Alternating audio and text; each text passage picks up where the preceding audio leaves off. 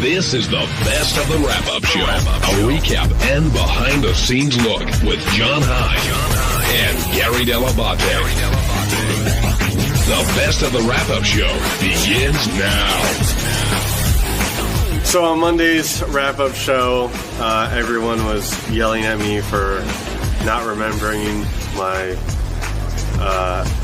stepmother's or future stepmother's name, which I just happened to forget at the time, and now I know.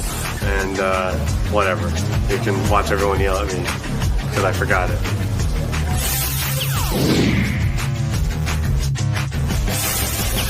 What did you mean when you said that you don't discuss your personal life with your your personal lives, you and your dad? Just basically like who we're having sex with and stuff like that. And just relationships. Okay, but in this particular case, the woman we're talking about happens to be a long-term girlfriend. Well, yes, but like I said, I didn't know this until I went to visit the last visit, which was like Thanksgiving. I think. You didn't know before? Oh, I thought somebody you've known for years. No. They had apparently been going out since at least July, as far as I know, because they were doing stuff. They were talking about doing stuff 4th of July, and I just met her. Is that when you found out at Thanksgiving they were engaged, or just this? She was. I found that out like a week after. Or maybe it was Christmas. I can't remember. It was shortly after I came back, and he called me up and told me, and I was like, all right. But you and your dad don't have a conversation, not about sex, but your dad doesn't say, hey, JD or Jamie, I met a girl, and you know what? We're pretty serious, and this is we've been dating since July, and we're just really serious. We go out a lot. No. Or even if he said to you, even if you call him, Dad, what'd you do this weekend? Well, me and, Sapphire went to the movies, and we went here, we went there. And if you keep hearing the same name over and over again, you start to wonder, well, who's that person? No, we're both sort of, we both don't talk a lot, so in life, period. So, we just, go through the basics. Hey, how you doing? And, I'm doing all right. You doing all right? Yeah. And sounds more like Richard and his father. Well, then Do you wish you had a more meaningful conversation? Or are you guys both okay with that? I'm okay with it. If I had more stuff to say, I would say it. Is Chuck okay with it?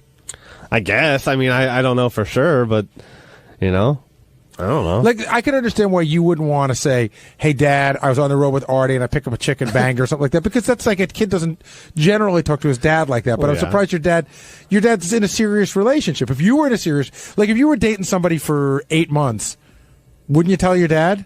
Like, hey, Dad, I've been dating somebody for 8 months, I really like him? Yeah, I mean, if it was something that serious and that involved, sure. Is it painful for your dad to get remarried, or is that not a big deal? No. Not a big deal.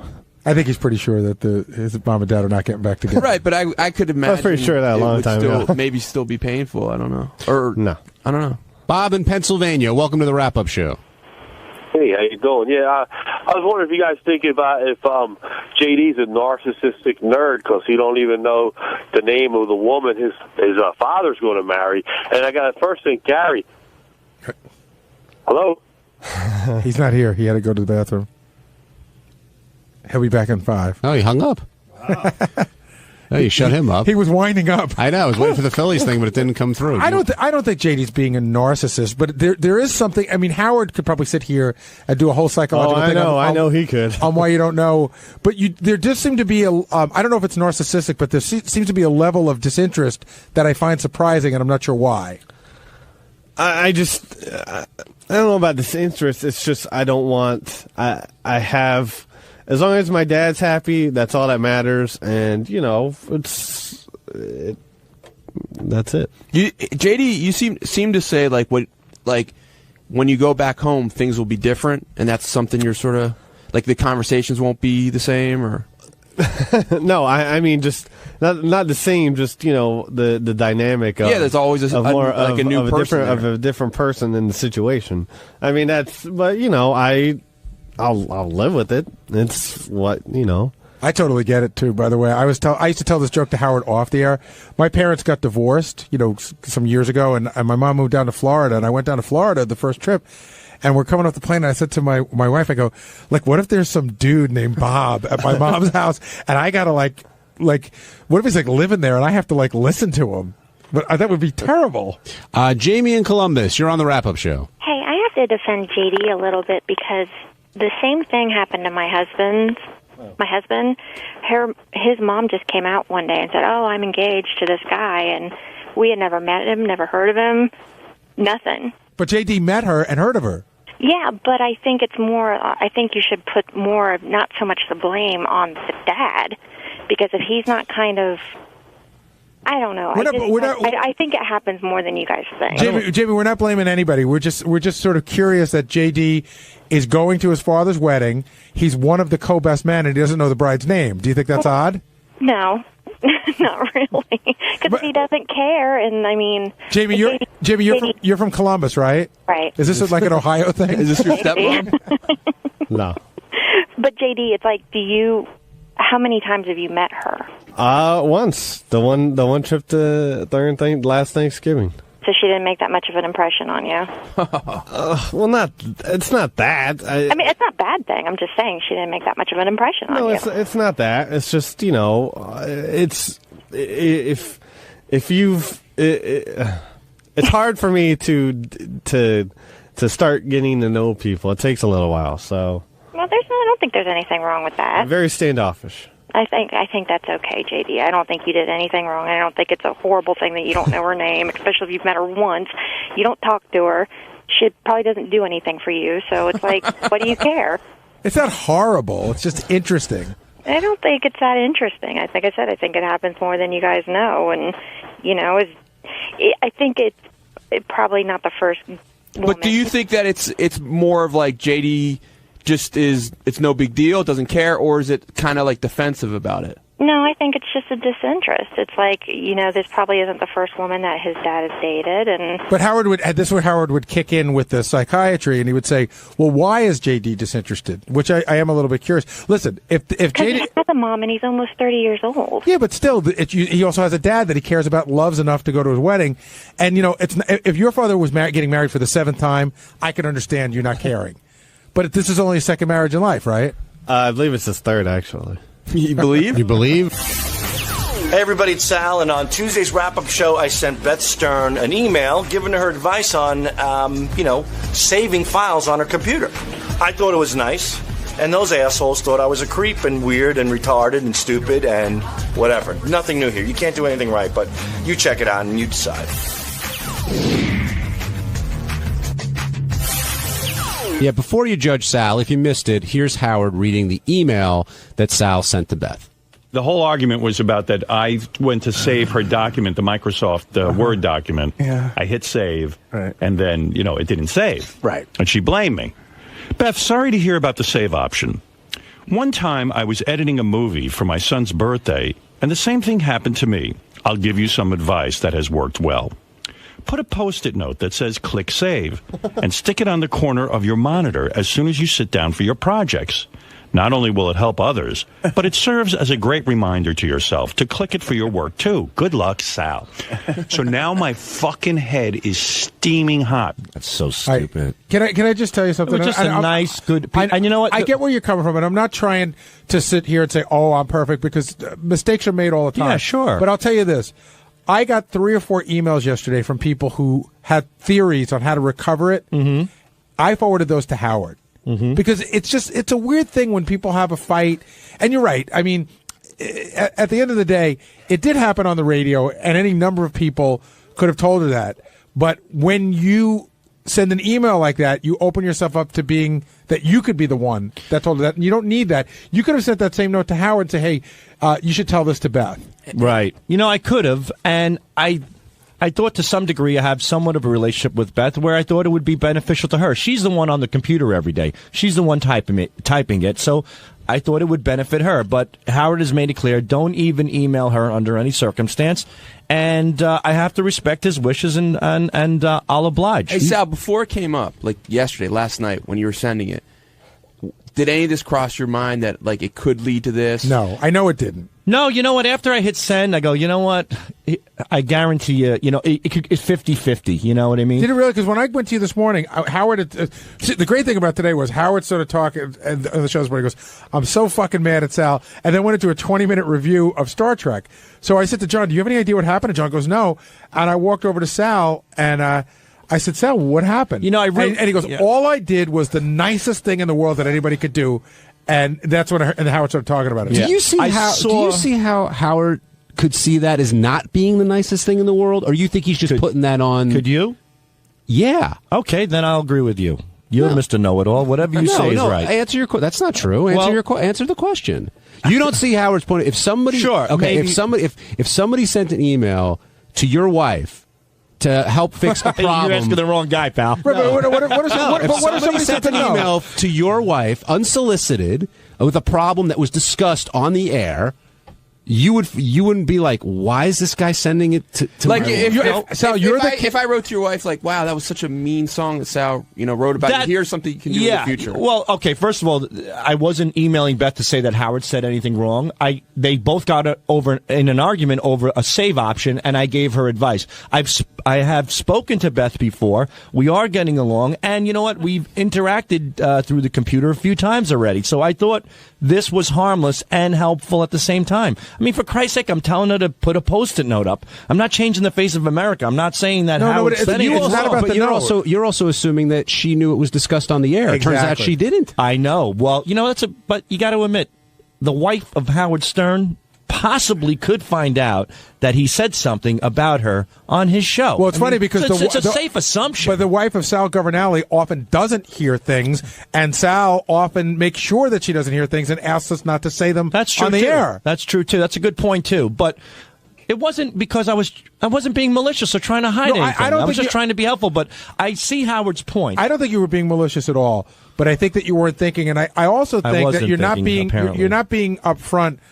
about the part about. I think you saw this as an opportunity for interaction with Beth, and I think you enjoy that a lot. Well, Beth is, I said it to Howard without being redundant. She's been really nice to me lately. We've made amends, and it's nice. It's going in the right direction, and she's been really great with this show in the hallway stuff. And I just thought I could send her a friendly email to help her out with the save option. That's what it really comes down to. You said something very telling. I won't email her anymore. You said something very telling when you were in there. You said, she talks to me, you don't. Yeah, that's true, too. But that sounds more, again, people could take that as, I've tried to be Howard's friend, it doesn't work, now I'm going to go to Beth and try to be hers. It's not that's not the point that I was making. If I probably emailed it to Howard, I probably wouldn't even get back, I think, a thanks or anything like that. You're probably right. Yeah, and that's the point that I made. But why do you need a thanks? If all you want to do is help, like Howard didn't respond to either of those notes I sent him. And I didn't expect him to. It's just useful information they have. Everything doesn't require a response. I didn't think this deeply into it. I heard they had a fight, and I sent her an option to help her out in the future. She's writing a goddamn book. I wanted to help. I'm just curious. Did you write the note a couple times? No, I didn't. Like, were there any lines taken out? No. I pretty much wrote it when I sat down at my computer, and that was it. There's really nothing program. there. I don't know if it works on Lotus. I think it works on Microsoft Word. You can see what people are erased. Really? Yeah, there's some sort of program that you can do that. That's way wrong. There's more than that, Benji, out there. Take it from me. Mike in Texas, you're on the wrap-up show. What the fuck? Hey, what's going on, guys? Hey, Mike. Hi, Mike. I just want to fucking comment on Sal, man. He's a fucking prick. Thanks, Mike. I'm just saying. I mean, you got your boss there, the number one entertainer in radio history. And he fucking speaks to him like he's just a regular guy. You know what I mean? Yeah. Like Mike is right. That's no way to speak to an entity. No, not at all. Mike's right. I'm sorry. I'll improve myself in the future, Mike. I'll speak to him like a different guy, not a regular guy. Thanks, buddy. Have a good one. Happy Mother's Day. Happy Mother's Day to your mom. Very good. Take care of his own house. Pricks always are people who want to email somebody to give them advice after a big argument. That's what a prick would do. But Sal, there's no truth to what Gary was saying. There is truth, sure. You want to partially help out Beth because of she's Howard's wife, and that makes a better relationship with Howard.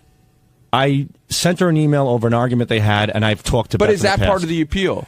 No, there's no. So, really? Just being nice to somebody who was nice enough to me to do favors for me. You know what it's like? It's like we're in a World War II movie, and all you will give us is name, rank, and serial number. So, I don't know what else to tell you. I mean, the same way that she went to Howard for Show in the Hallway, Howard approved it. I mean, is that you could flip it over and say, did Beth do this because Howard approved of it? Well, she said, that's why. Yeah, she did. You know what? She was doing something nice for me, and I just did something nice for her back. I gave her simple advice, but over the fact saving that, a file. Let's say best case scenario. To drag this out is just okay. Sal, you made a nice gesture. Egregious. Right? I got it right. You made a nice gesture. You were trying to help. That's all. I mean, I didn't expect to get yelled at, but if you want to yell, let him yell. No. That's his nature. Moving past that, sometimes. What about the thing that I don't know if Gary put it out there, or Howard put it out there? You've never contacted any of the other wives on the show, I know you got close to Mary, for example. Great woman. So, is it because you don't have weed with Mary? Is it because you don't have a working in Amsterdam? Is it because you don't have a working relationship with them and you have one with Beth? Somebody carried her carcass out of a bar, passed out after puffing on a blunt with Mary Delabate. At what point do you want me to stop him, Gary? I think this is hilarious. A slew of hookers and tits and weed all over the place. Me and Mary Delabate, we kicked it up together, man. But John brings up the point. We were sparking some How shit. come you don't talk to the other people? Well, Mary, I don't speak to because I don't have her email. But you said you sent her a picture once. You have her on Facebook. Actually, I sent. Now that I recollect, I sent it to you, and you forwarded it maybe to Mary, and then you made a comment. But why wouldn't you ever say something? I think I joked around, but why wouldn't you say, "Hey, Gary, can I have Mary's email address? I want to send her a picture." Give it to me. I'd love it. That'd be insane.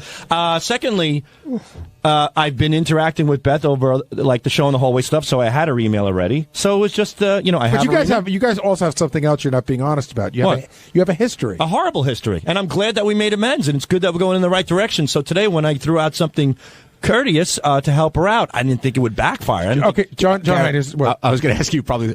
Is Sal going in the right direction here? Do you feel like him sending that email is helping mend whatever problems and again, he's got that working relationship now with Beth.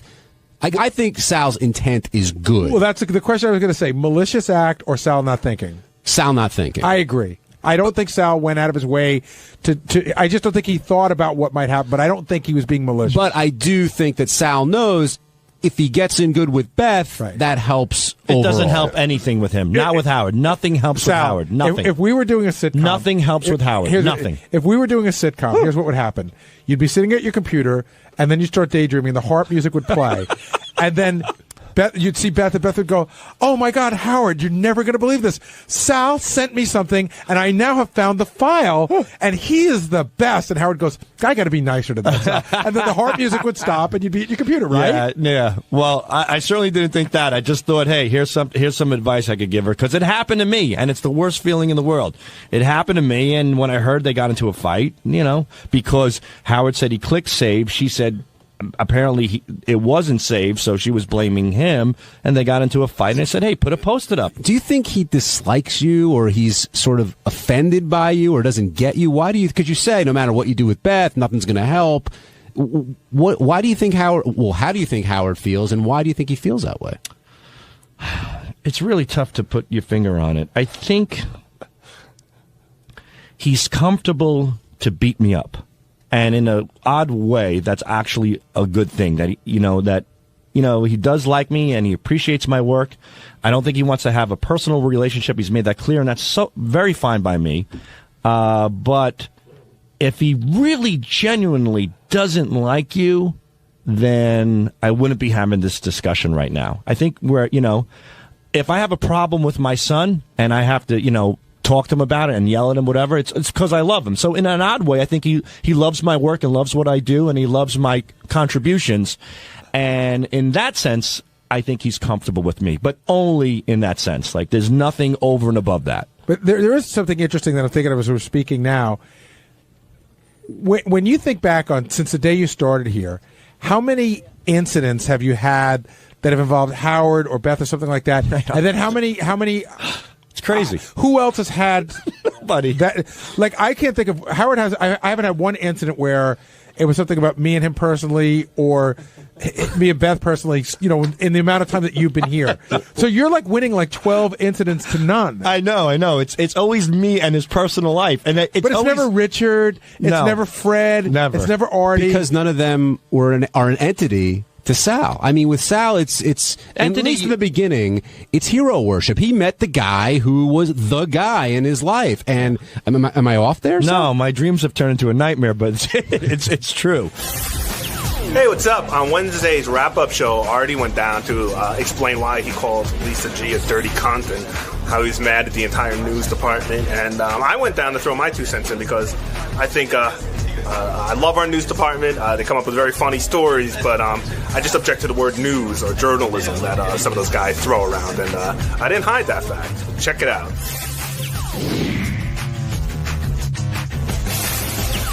Now, Artie, you say you understand where Dr. Drew is coming from, and you know why people think the way they think about rehab and whatnot. What was it that set you off today? Listen, obviously, I mean, Gary said it in there right now. I mean, if you guys were in my position, would you be a little tense about this? Of course. A little short-circuited? That's where I'm going. That's what I'm going through. So, and I feel great, and stuff's been going positive, and Lisa comes in and goes, Dr. Drew says Artie's going to fail. And I was like, fuck you. It got me mad. Again, I'm a human being. It got me fucking pissed off. I'm doing the stuff with my mom and my sister, it's very personal, and it's very, very important. And it's important not only to me, but to them. And for someone to just come in here after I've done a lot of hard work and just go, look, I called this guy who's supposed to be the expert of all experts, the host of Celebrity Rehab, says Artie's going to fail. And that's it. That's what's going to happen. He's going to fail. This is ridiculous. He has to go away for 6 months. And I wanted to fucking strangle her. And, if you guys wouldn't have in that situation, you're a better person than I am. What do you want me to tell you? I got really mad. I regret what I said to her. I like Lisa. She's a nice person. She's doing her job. And look, she won today. She got a whopper. But do you think, when you say she won, you keep saying that, do you think that there's a, not a contest, but you think there's a battle with you and her? Listen, Gary, not with me and her. Robin points it out. Fred pointed it out. I mean, Gary, listen to the opinions in the fucking room there. The only person fine with the news department is Howard. And listen, Howard is the man. I love him. I've loved him since I was a kid. There's a reason he's the man. He deserves all of this. And it was a funny, great idea for the radio. It's not necessarily fun to be covered and have people in your personal shit.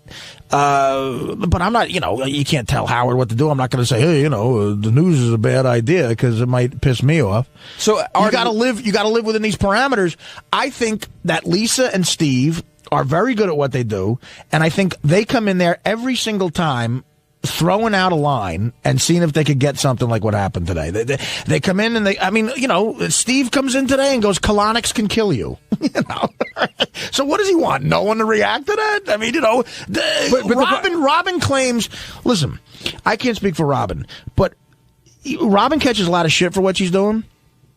Robin claims that she had gotten to the point where she was going to die, okay? She was incredibly unhealthy. She couldn't come into work. She said she almost called her agent and said, I can't do this anymore. I can't get well and be on this show anymore. I have to take time off to get better. And then this thing came into her life. That's in a lot of people's lives now. And it made her thin and beautiful again and happy and vibrant and energetic. She's still great at her job. So, if someone to just come in and just say, this stuff that made Robin's life better will kill people, that's trying to bait somebody into a fucking argument and trying to get a lot of animosity going. And Howard loves it because it's good radio. And look, today, Lisa got it. She got what she wanted. And, I got a little too graphic maybe, but fuck it. But, Artie, how many jokes have you told about Robin's diet when we're talking about Tim? Yeah, well, listen, Tim's a different story. Tim wasn't dying. But the point, well, he might have been. Tim was a healthy fat guy. No, but the point is that Tim looks gaunt. I think that if I sat you down, you're like, hey, Robin, it works for Robin, but you don't believe in the diet personally. What does that have to do with Robin, though? I'm happy. Listen, my sister lives a similar lifestyle, and she loves it. Is it for me? Absolutely not. Do I like making jokes about it? Yes. But am I happy that Robin feels great, and in a sense, she says it saved her life? That makes me feel great for We her. all are, though. We all. I understand, Gary. I'm not talking about you. I'm talking about the news department. I'm talking about them. I'm not. We make jokes, and Robin has a great sense of humor. That's one of Robin's most amazing attributes. She's got the greatest sense of humor. She's a woman in that hell we create in there for guys. That's fun, but she gets gets it and rolls with the punches.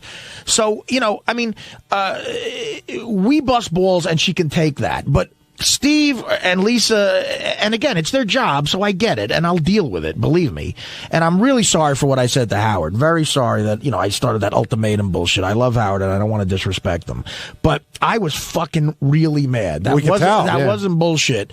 And I think, Robin says this saved her life. I'm saying what I'm doing is working for me and saving my life. And these two motherfuckers come in there and not jokingly say, okay, Artie's going to fail, and Robin, what saved Robin's life will kill her, and we have experts who say this. And Lisa's expert, she missed the real story. That's what pissed me off. The real story, if she dug a little bit more, would be how much they're offering me to do celebrity rehab, which directly helps Drew Pinsky. So he, does part of him want me to fail and go on celebrity rehab? Of course. He's probably, he's a businessman. That's the fucking story. That's a great story. That's a conflict of interest. That's what makes newspapers sell. And she missed it because I thought she was lazy about it. She called Drew. She got something negative about me and she put it on the air. But Artie's going to fail. That's it. Don't, how about coming to me and trying to get how much they're fucking offering me to do that show? It's insane money. But did she know that? Did she know that they were offering you money for the show? I've said it on the air before, Gar. I've said it on the air. I mean, it's her not doing her job. That's what pissed me off about it. I mean, Artie drew a clear line today, I thought, during that whole thing, which was you feel like Howard, Fred, Robin, Gary, you named almost everybody in the office. Right, except John. Except me. Absolutely want to see you succeed. Yeah, of course I believe it. Listen, but you believe that somebody like Langford, who I'm saying is doing his job, you think he really wants you to fail for the sake of getting a good story? Okay. All right, that's an interesting question, and you gotta. I'm gonna try to answer it as carefully as I can. I don't think Steve and Lisa would love to see me die and fail. No, I don't think they're evil people like that. But the news media on every level, there's a major conflict of interest. Negative shit sells. So, does the New York Times want a massive bombing in Denmark to kill 80 people?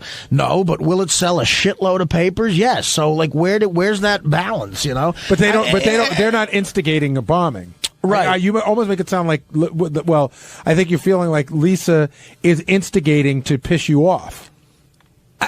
Gar, if you feel different, then we completely disagree. No, I'm not saying I feel different. I'm asking you. Well, what do you think? Yeah, I think that Lisa probably went a little bit over the line today, that you probably overreacted a little bit. Both of you were wrong. And I think that on another day, on a different day, this would have gone over your head in the sense, I understand why you're upset, but another day you would have gone, who the fuck is she? What do I care what she thinks? I know, right. Look, I'm not that deep into this, and it's a very obviously, I think they've done way worse things to you than this. But Gary, obviously it's timing. It's not, it's all timing. But it's not just me, it's my family involved here. It's a very, very important subject in my life, and very tense and very sensitive. Now, I don't control the news department, and I can't make them not cover me. They're going to do whatever they want. But this was a bad timing thing. I've hung out with Steve. I've hung out with Lisa a little bit. They're not bad people. I don't think they want me to fail. But, it's weird when you go, hey, everything's rosy in the news department. There's no great story here.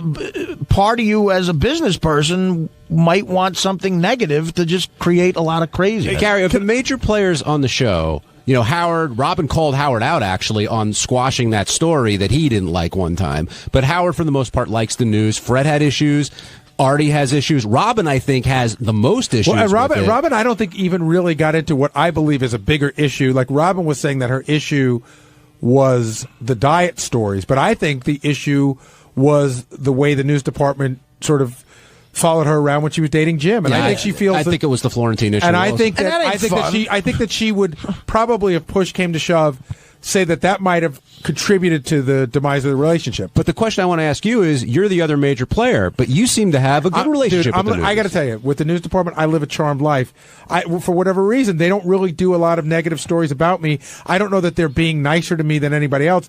maybe I'm not big enough. Doing a story on you is a lot more interesting than doing a story on. Well, you're not nearly as big a fuck up as I am. Well, that's what I'm saying. But doing a story on your drug use is not nearly as interesting as me talking to a sports psychologist about throwing a fucking ball at a baseball game. I know. One is a manly thing, drugs, and one is gay, talking to a sports guy to throw out a ball at a shitty Met game. So, hey, I just like to throw my 2 cents, and for no other reason, I like throwing my 2 cents. Wait, Jason, do my favorite catchphrase. All right, let's stop the bullshit. Oh, I love now. Jason let's on the wrap-up show. When Jason says, "Let's stop the bullshit" on the wrap-up show, like Susie Orman. Yeah, stop the insanity. Amongst all the yelling today, Artie brought up a great point about a failure in our news team, and I'm sorry, Steve Langford and Lisa, who between the both of them, I guess, consider themselves, real news people. Surely Goof knows is a goof, and Brad Driver seems to have a good head on his shoulder. But these two are under the illusions that they're real journalists, which is great. That's what Howard wanted. I think. But a real journalist, right? Okay. If it wasn't meant to antagonize you, the story today, and if it wasn't meant to just stir things up, then Lisa, being a good journalist, would have gotten the second side of the story, of course, and interviewed people who went through what you went through, successful or not. At least try and get that side of the story. How about look? I said that's what a real journalist. How about finding out how much they're fucking offering me to do this fucking show? They keep calling me. No, but that's a great story. Right. So obviously, she called Dr. Drew. And she got an answer that says that your thing isn't working. Fine, he has the right to say whatever he wants. Right. She called him and asked. He didn't call up. Right. And but then that's where the journalism stops. And they just. That's it. I mean, I bet you that phone call went on yesterday at 2:00 in the afternoon. What the fuck do you? I mean, if you're a real journalist, then act like a real journalist. Here's the problem. That's not where the journalism stops. Yeah. The problem is the journalism never started. On Thursday's wrap-up show, we talked a lot about homophobia. Scott DePace brought Goodstein in to look at a tick on his balls or something like that. And the question was, who's the most homophobic here on the show? And a lot of people felt that it was Scott DePace. Well, Scott called in to defend himself and give his own interesting, unique point of view and probably confirm that he is the most homophobic on the show, but you can watch for yourself.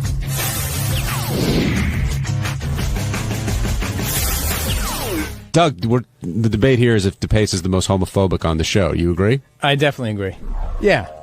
It was so out of character when he brought me into a room and closed the door and pulled his pants down. But he can make that different. He can, make that division. Like, this isn't gay. This is medicine. Right. Like if you went to a doctor. To me, I don't know what it was. It was strange. Did he tell you, or did he just drop? Well, he told me about the tick thing. He goes, "Hey, come here for a second. I want to come take." And then literally, it was like in 3 seconds, his pants were down. He goes, "Look at this." And so it never got to like, "Hey, I know it's a little weird, but could you do me a favor and look at this?" It got weird when he said, "No, but he blow me." He asked me to blow. No, but in other words, did he take it? But because this is really funny. There is a big difference. In other words, if I said, "Listen, Doug, I got this weird thing. It's over on my leg. I got to drop my pants to show you. Would you do me a favor, take a look at it?" You might go, "Okay," but he dropped it without asking. The setup was 3 seconds. He goes, "Hey, come here. This is freaking me out." And boom, I was like, "Dude, your pubes are in my face." He's wearing little tighty whities. Yeah, they weren't in my face. I mean, it was far away. But he wears tighty whities with pubes hanging out the sides. Looked like he was smuggling an afro. It looked like Larry standing on his hands. Do you think would he would he abort his kid if he knew he was going to be gay? That's a good question for him. Scott, if you're listening, get down here. I'm sure he's probably in the car. Or call in. You know the number. Or would he kill his kid who's now Doug, you've been accused of overplaying these stories, and Howard said it, and Scott was saying it a little bit. You guys were in there when I said Scott has a tick underneath his balls. I didn't say I saw his balls. Yeah, I don't think Doug didn't say it, but I think Howard got that impression. That's an easy mistake to make, though. Yeah. No, it is. Now calling in, I believe, is the man who's been accused of being the most homophobic on the show, and that would be one Scott DePace. Scott, you there? Yes. Hey, John. How are you? Good. How you doing? I'm good. Did you hear our earlier conversation? I didn't. I missed it, but I'm sure it's the same old crap that I'm the homophobe. And listen, I am not. I've come a long way. I'd say 15 years ago when I first got to the show, yeah, I probably was. Now, I'm comfortable with gay guys. I just, when it comes to me and the song that I might want to listen to, I could turn this station. Hey, Scott, I brought up a question, like, before your sons were born, if you could have found out for sure one of the fetuses was gay, would you have aborted? Oh, that's a tough question.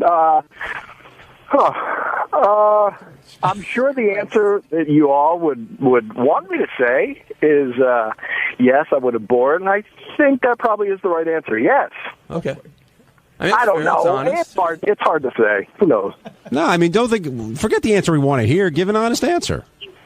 Well, to be honest, that's a don't say, Scott, don't say your son's now. Say if Pam got pregnant today, and it was like, and you guys, and you found out the kid was gay. And it wasn't just one of those regular gay kids. It was one of those ones that marches in the Halloween parade.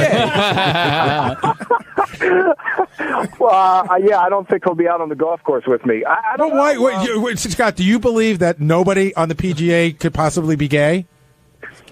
I mean, I think it's quite possible. I think it's highly unlikely that a male golfer would be gay. But why? Oh, come on, there's gay. We know that there's been gay football players.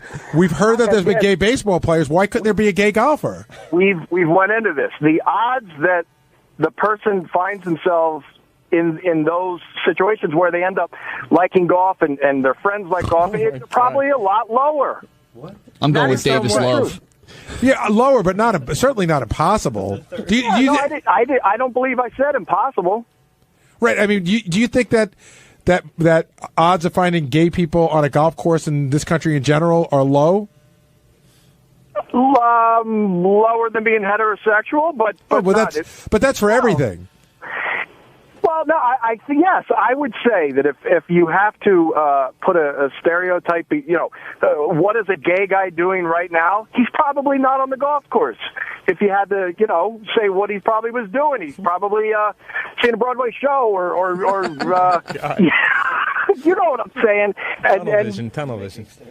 Oh, please. No, Scott, we're just saying that that's a stereotype of gay people. But even working up here, you've seen that there's some people that come on that are openly gay, that are flamboyant, like Ross the intern, or like Paris Hilton. Gary, and then there's people that come on that aren't so obviously gay. Understood, and I hope I understand what I'm saying, and I don't think you're understanding what I'm saying. If I had to place a bet, and there was a random gay guy, what is he doing right now? I would be willing to bet he's doing something in the arts. I wouldn't bet that he's out on the golf course. Right, but we got away from this a little bit because the original statement was that gay. You said something like there couldn't be a gay golfer. No, I didn't say there couldn't be a gay golfer. See, you switch everything. What I said was that I don't think that my son and I will be golfing together. It was sort of a joke, but there is some underlying probability there. Now, Scott, we talked about Doug coming in and telling that story, and Howard felt like he was playing it up a little bit. Do you agree with that? Doug is a drama queen. He over-dramatizes everything. And what happened yesterday, Doug is a friend of mine, and I figured, what the hell? I need to have another opinion about this red ring on my leg. Let me pull down. It's less than being in a locker room and seeing naked guys. I had underwear on. I said, Doug, look at this. What do you think? Now, Scott, did you look? Let me ask you a question. Do you go into the room and do you know that Doug's going to be the guy, or do you look around and you go, Phelan, no, not him. Joe, no, not him. Like, how do you come to the conclusion that Doug's the guy? You pick the golf. Well, yeah. Why did you choose me and do that? Doug was close. He was right there. The other guys weren't there. Plus, I've known Doug for 15 years. And he works out. Listen, if I were gay, Doug wouldn't be my guy. Who would be on the show? Will. He's into bears. He likes Phelan. Will would be my guy. DePace told me he had a dream about raping me once. Oh. Yes. Scott, is that true? Did you pull him in the bathroom to tell him this story? Wait, Scott, you had a dream about raping Will?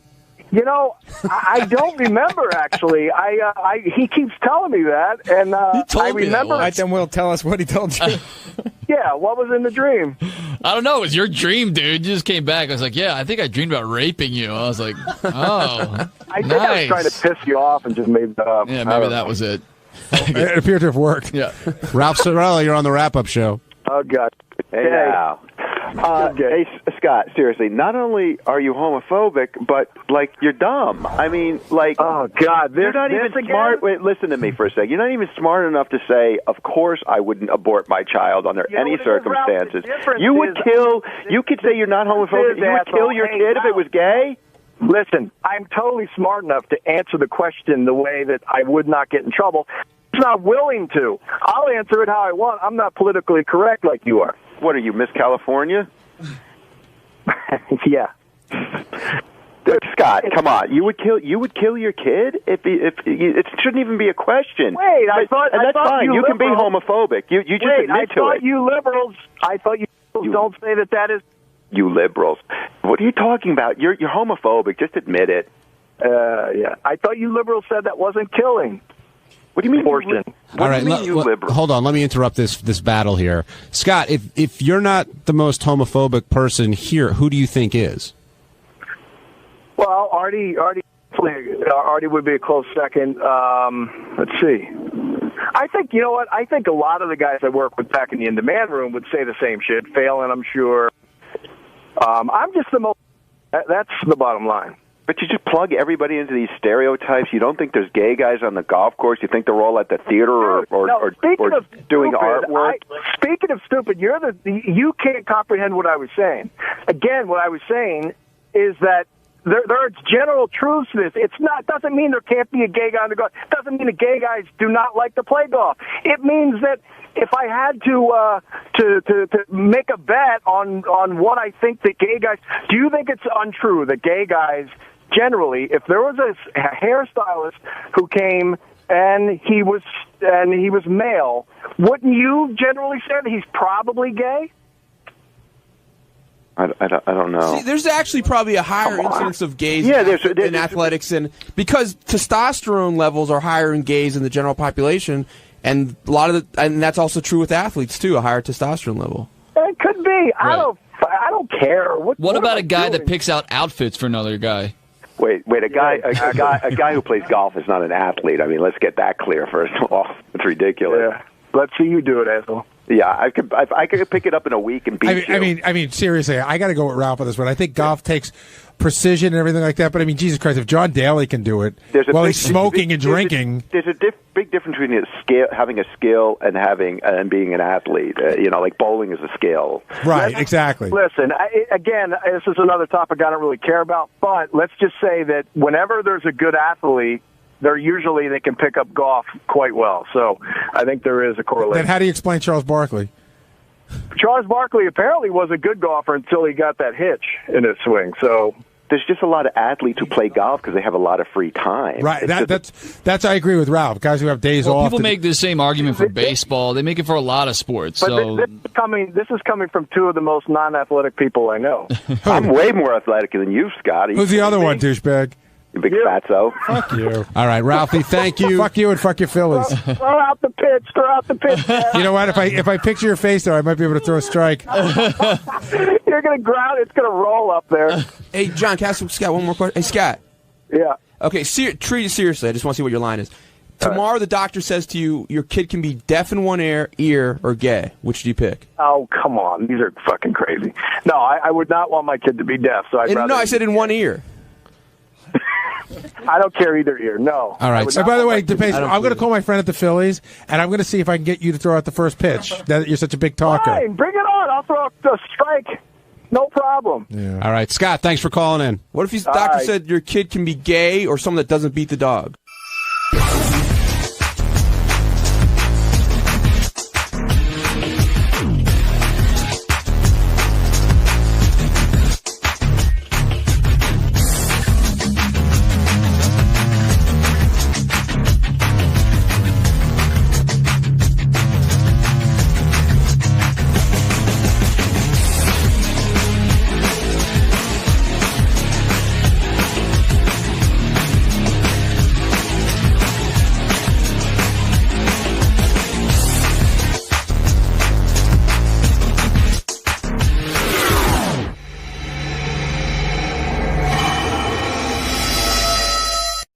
Hey, by the way, I said to Casey, remember Casey who used to work for us? Yeah.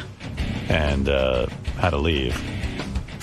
Well, he had pressing things out in California. That he had to get to. Casey calls up every couple of weeks, almost every couple of days, and says, "Hey, can I promote something?" Really? And I was thinking about Casey. He's got something new he's promoting. But I was thinking about all the things he's been promoting. And I was going to ask him what happened to all of them. Yeah, because he's always got a new venture. He's like Ralph Cramden. Yeah. What's the latest? I wonder if any of these things ever took off. Remember he was going to go to Brazil and become some big kickboxing announcer announcer or something? Yeah, what happened to that? Yeah, that one didn't really pan out. The league got disbanded, and I think some people got arrested. But that was. Did they get arrested? I think so, but that was a fluke. And then what about you were going to be a big star on a TV show for the phone? Oh no, I was. Really? Here, wait. I'll read them to you in case he can comment on each of his ventures. All right, here we go. In August of 2008, I'll go in the most recent ones. All right. Casey called in to promote a debt consolidation program called Envision Debt Solutions. What happened to that?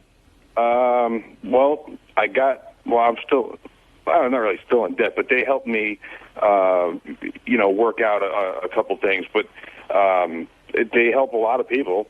I find it. But you're not with them anymore, right? No, I did my thing. My problems are higher up, like the IRS. Okay. Oh dear.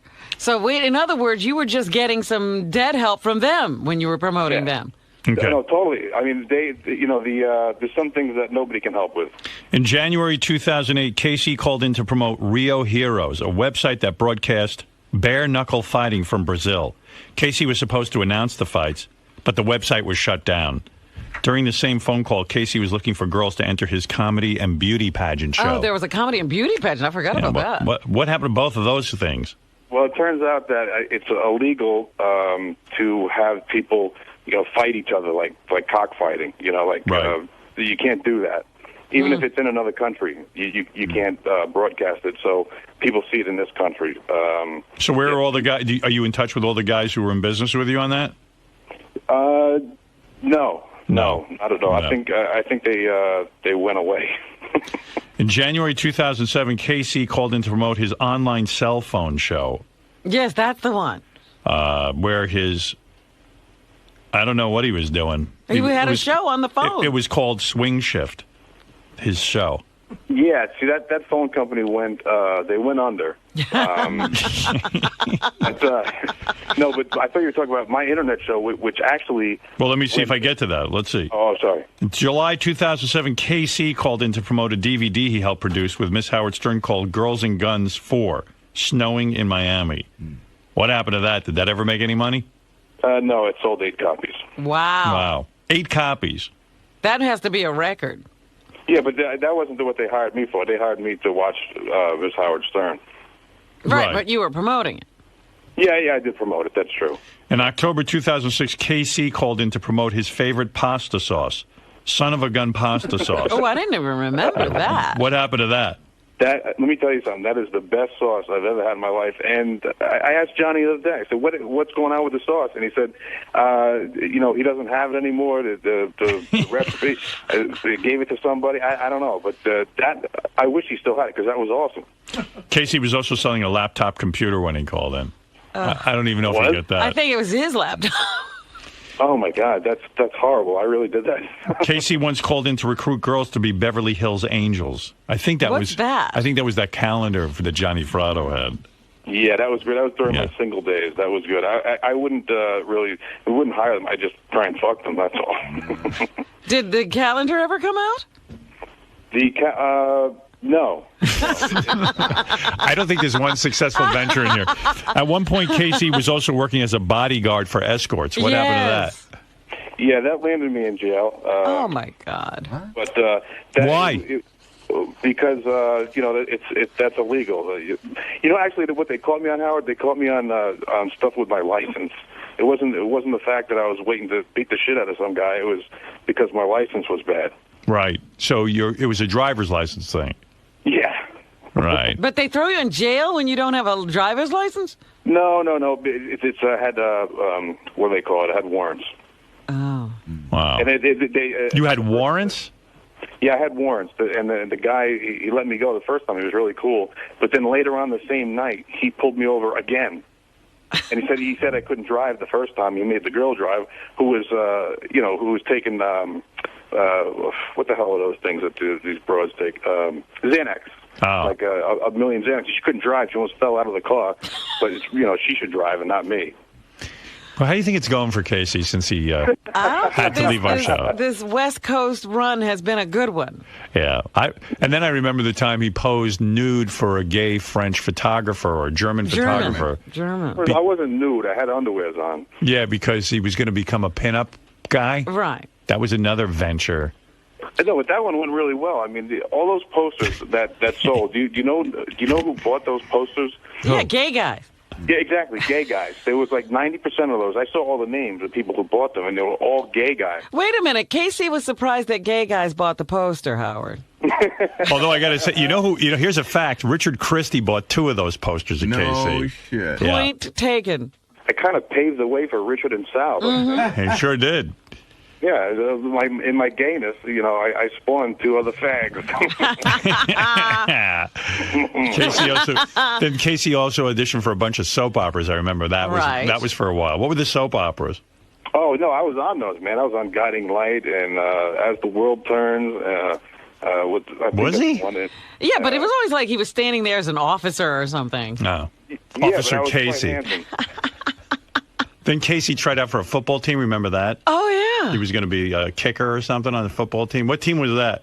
No, that was Stuttering John. That wasn't me. No, that was you. You were thinking of at one point. You went to some buddy's training camp? Yeah. You were going to go back into football. Oh, and I wanted to get back into football. Yeah. But no, that was John who thought he could. No, I got mad at him. I know what you're talking about, but you too. Yeah, I was. It was one of 2 things I wanted in my life. This is back when I had hope. It was either to work for you, Howard, or to play football. Well, you blew both of those. Right. I know, really. So now you are completely without hope. He played football, and all of a sudden he was working for me, and he blew that. Yeah. Jesus, when you look back on this, it's like everybody looks back on their life and they like to have some things to say, oh, yeah, I did that. I'm listening back to these things, and you bring these up, I'm like, Jesus Christ, what the fuck is wrong with me? What have I done? It's an amazing. You mean you weren't keeping track? It's an amazing body of work. You know what Casey's curse is? He's a very good-looking guy. It gets in the way. And it gets in the way, and from just like settling down and doing something where he can rise up and work hard at it and. Focus is very hard for him. But his problem is because he's good looking, he gets like chicks to move in with him, and people give him stuff, and they give him opportunities. Yeah, people will open their doors and let him move in. Right. I always thought it was my charm, but I guess not. That's your looks.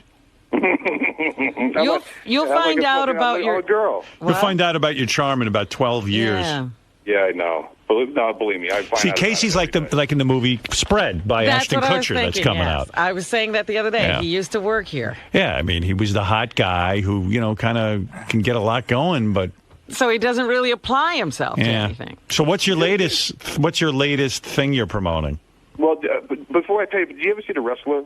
Yeah. Did you like that movie? Yes. Mm-hmm. I kind of felt a little bit like I don't know. I don't even want to go into that thing. The other thing I wanted to ask you was about. Wait a minute. What is he comparing himself to the wrestler? You felt like the wrestler? Yeah, I kind of felt like the wrestler just because because you're lost. Yeah. Basically, the guy was a big loser. Yeah. No, but the guy had been at the height of his career. Casey hasn't even gotten there. He had been to the top. The best days of his life were behind him. Right. You mean the song by Springsteen is sort of very poignant. Yeah, if you listen to it. Yeah, but what's that got to do with KC? KC's never been at the top of anything. Yeah, Casey, you were never you were never a champion to then lose everything. Well, yeah, good job here. In my own mind, I was. Oh, you mean when you were here? Yeah, I will kind of like when this is too depressing. I don't want to talk about it. No, we want to talk about it. You mean like when you were the high school football star and wrestler and then college and then... Yeah, the thing is, like in college, like everybody still has hope and they think that, you could be sitting next to the president. You don't even know that. Right. Then when you get out and you start doing things and people start getting their mundane life and their horrible life and you realize that this is it. The best days are behind you, See, but you would have found a good job if you weren't so good looking. So he's one of those guys who's still celebrating his high school and college years as the best years of his life. Because when you were in high school and you looked at Casey, you go, there's the guy who's going to go places. Right. He was a star. Right. All right, so what are you promoting now? Well, I got this thing. I'm hooked up with these guys, and I'm with this company, right? Yeah. That anywhere in the country, if you got a house or an apartment or something like that, they will turn it into a 5-star hotel, like a 5-star hotel room. You mean if I give these guys my house, they'll turn it into a hotel? No. That's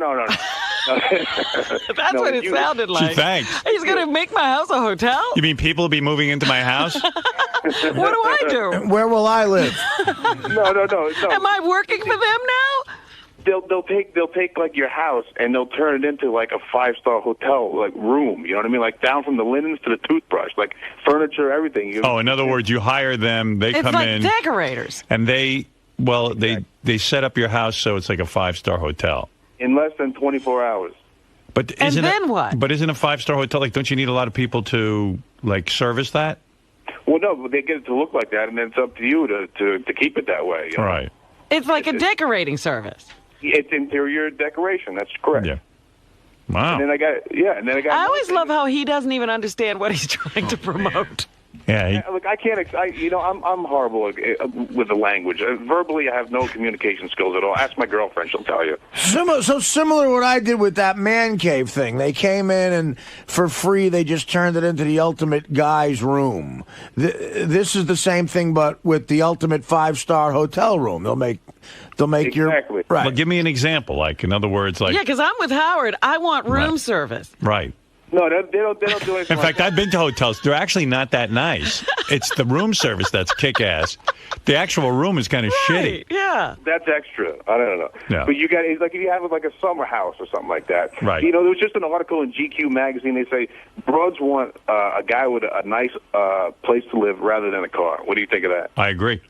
Yeah, they do, because they have this thing in them that they want, they want to be, what do they call it? All right, listen, I think I get this business. Why don't you write down what you want to say? I think I understand the business. It's like, it's kind of cool. Like, it actually isn't a bad idea. When he puts it that way, it makes sense. Like a guy who doesn't know what to do, he calls this service. They make his bedroom look like a 5-star hotel room, and then chicks are impressed. All right, so why can't I say that? That's exactly what it is, and I'm retarded. Casey, do you suspect that, like, in 2 months when you call back in with your new business, I'll ask you what happened to this business? No, this one is good. They've been doing good business. And hey, here's another one: Get Paid with Fitness. If you you know what? I'm not even going to explain this one. People who want to get fit and buy DVDs and stuff like that, you get on this thing and you'll make money doing it. What? Do you understand that at all? No. That's a new business? Oh yeah, this is a good one though. And if I want a DVD, I don't know what you. What are you talking about? You know what multi-level marketing is? Oh, here we go again. No.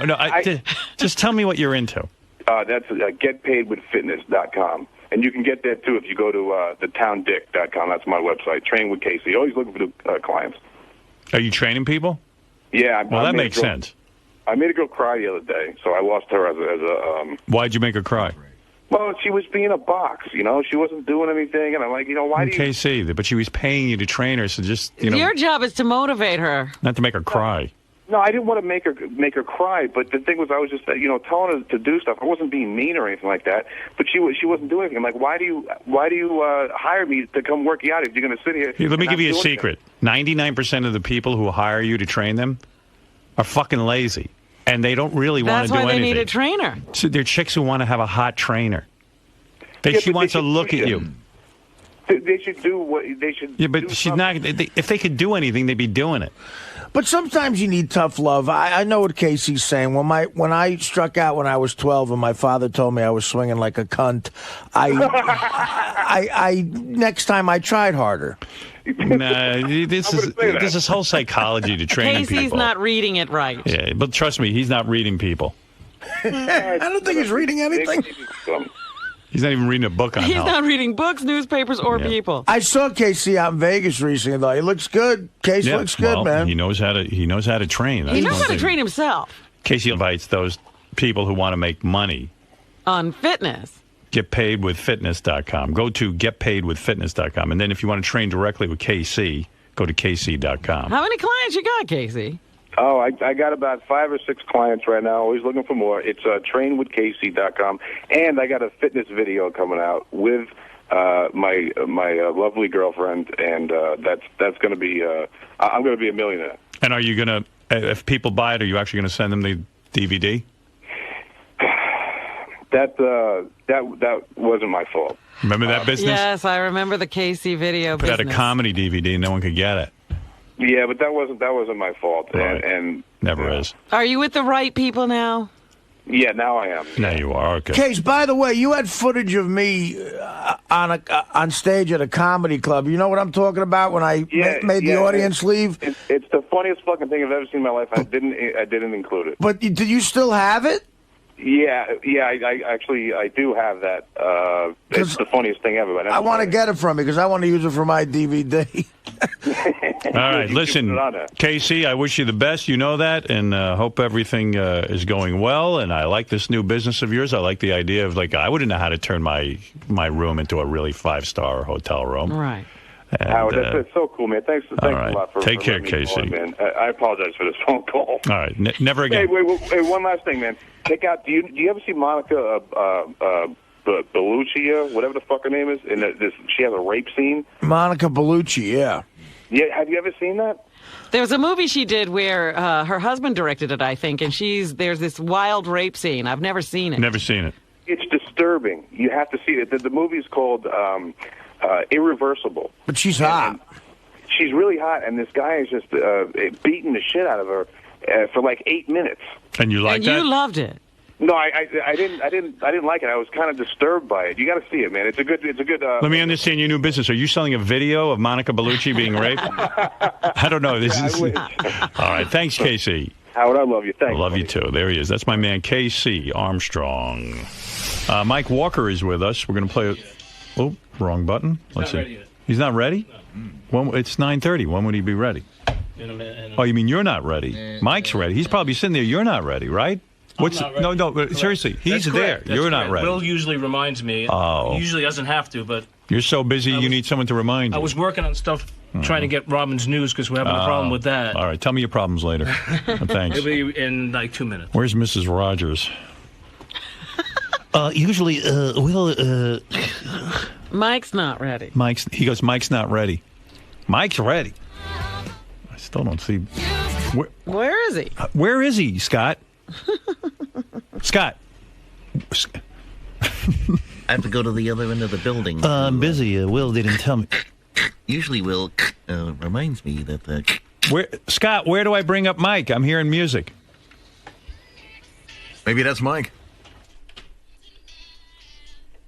Oy vey. So professional. Scott! He just yelled coming. Scott, that's not Mike Walker. It's music. No, I know. What? Engineering has to do it from the engineering room, and they're doing it. They're in the middle. Guys, come on. They're in the middle of doing it right now. Come on, guys.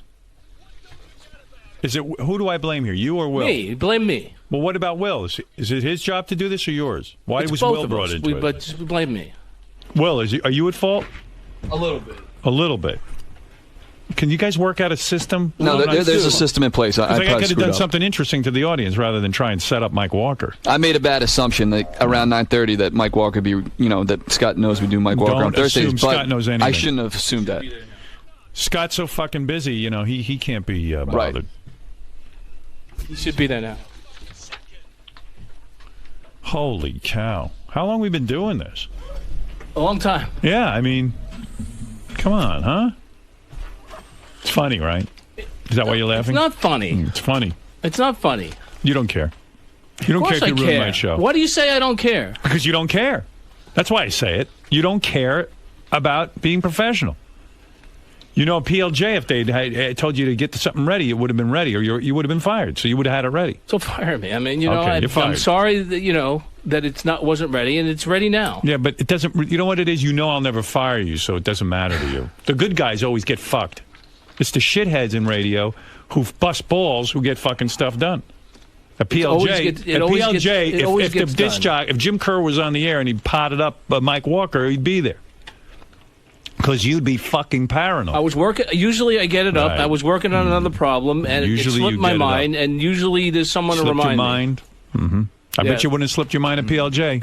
I bet you wouldn't, because your job would have been gone. They would not tolerate this, but I tolerate it. Everyone's a star here, and everyone's a shticklach. Thank you. You're welcome. It's not a shtick. I mean, I said I was sorry. You're sorry. I didn't want to do it on My purpose. audience is I don't want to free. do it on purpose. All right. How will you avoid this the in audience future? won't be bored with him? How for will the- you for avoid 5 this? minutes How more? Will, how will you? Fuck off. Now you're saying Mike. Come on! I mean, so now you're evaluating Mike. Stop yelling at me. Who should I yell at? You got Mike Walker ready. You yelled at me now. Now you do the bit, and we'll get it over with. So it's ready. But what did you just say? Mike's going to bore the audience. So what's the difference anyway? Is that the attitude you have? That's my attitude. Yeah. Yeah. Okay. That's my attitude. So how are you going to avoid this in the future? I'll make sure. I'm going to put a big sign up. Focus. Yeah. Focus. Would that be insane to put a sign up that says today is Mike Walker and I need to have it ready? And by the way, I know how angry you get with your interns if they mess up one little thing. So No, you not so true. I'm not such a ball That's buster. not true. I don't yell at interns. Okay. Not anymore, anyway. All right. Come on. Go out and talk to Will and see if he can't make this thing happen. It's every ready. week. I just told you that. Now it's ready. Am I out of line here? Robin? No, I mean, it was... All right, you he yelled at me came and it's in ready and once it's done. I said I was and he sorry. I still didn't apologize. fix I it. was involved with something else, and I should have been, up on it. And What I kills me is when you laugh about it. I'm not laughing. I didn't think it was you funny. Laughed. You went, No, you're funny because you're great. You're I'm great on funny. the air. You're Yeah. funny. So No, I'm not. That's what I'm laughing. I'm not I'm not laughing at that funny. I screwed it up. I wasn't funny. You're the funny one. I'm not funny. I'm busy yelling. How is that funny? You've been at this game. How long you been in it? Too long, obviously. Yeah, I agree. Now I agree with you. Too long. Been too long at the fair. Yeah. You hate this job, huh? You hate me. I love this You job. hate me. I don't hate you. What is it? The green monster they call envy? Is that what it is? You look at me and go, why him, not me? What did I do? What did I do? Why me? Why me? Right. Why me? Why are you taking that on me? I love you. I'm not taking it out. To help me out here. I need you every Thursday to make sure Mike Walker's up. I know. That's the deal. And That's I have all been I doing need. it, Help yes. me out. That's all. And don't laugh and don't make disparaging remarks about Mike's segment. I'm sorry. I apologize. You know? The good segments, bad segments, doesn't make a difference. You got to have them ready. Douche. Mike's not boring. I'm sorry. No, if you think he's boring, fine, but keep it to yourself. Who cares? I like Mike. I like Mike, too. I like you. Thank you, Howard. Yeah. It's Scott the engineer. No, you want to I like start Mike. investigating. I'm Superstar sorry. Scott the engineer thinks we could be doing something better than you. Well, look, I mean, Yeah. I'm Where's already my started segment? boring people to death, and Yeah. I'm really sorry for that. All right, Scott, please, I'm begging you. If you could just pay a little bit of attention to me. Yes, sir. All right, thank you. All right. Fair that was enough. Scott who said I'm boring. Yeah, that's Yeah. Salem. Yes, Mike. With an S. Yeah, try and get a picture of him in his bathing suit. Who gives a fuck about Zac Efron? See an article on me. All right. Well, instead of hunting Robin in a bathing suit and me, Yeah, try finding Scott. get Scott the engineer in a bathing suit. I don't think you'll find it. Oh, you? Scott, Yeah. Howard thinks you're not taking this seriously. It's my intern's fault. Whose fault is it? I told him it was my fault. No, wait. Well, why were you laughing at him? And I wasn't laughing. All right, to play the gossip. he said you like snickered. Go to What do you want? What do you want? What do you Get the fuck out of here. Four stories. One of them is No, fake. We got to pick Scott. up a fake story. Why are you laughing? Maybe I'll let Why are you laughing? Scott. No, but why were you laughing? I wasn't laughing. I was just because he makes it. It's a bit. So I mean, he's angry, but it's a bit. And what do you want? Why? Yeah, and you Let also. the fucking whole news department come in. Get Brad Driver. Get Lisa. Come on. Get High Pitch Mike. Bring them all down here. Come on. Even Ralph Howard. We want him in here too. You called Howard's bluff too. What do you mean? Well, you said fine, fire me, and no, but like why would you do that? Why? Why would they say fire me? Yeah. You feel you know He that you're apparently not going to doesn't. get. He apparently doesn't like what I do. So if he doesn't like it, then you know. So do you think maybe you're a little too comfortable? Me? No, I'm not comfortable. I told you. All right, so if your camera is being worked on and something wrong with it, maybe you can't see me through the lens, and you're working on it, and you were supposed to shoot somebody else, but you can't because it wasn't working, right? Right. What if you can't see him through the camera? What if you can't see it through the camera for like 20 plus years? What if that problem keeps going over and over? Who hired you? I'm just asking a question. You were a comedian. How did you turn into a news ass? In all fairness, what do you want? I want to apologize. I'm sorry. It's not his. It's not fully my fault, but I do apologize. I should let you know. I didn't throw him under the bus. No, I know. You were good about it. Wow. So really, for once, this may not be your fault. Damn. What's wrong? No, we worked together. Oh, so now you are throwing him under the bus. No, but he just said we usually work together. I remind him if he forgets, and he reminds me. And today I was busy working on a problem with Robin's News, which my intern can attest to. Yes. It slipped my mind. Shut up! Get out! Get out!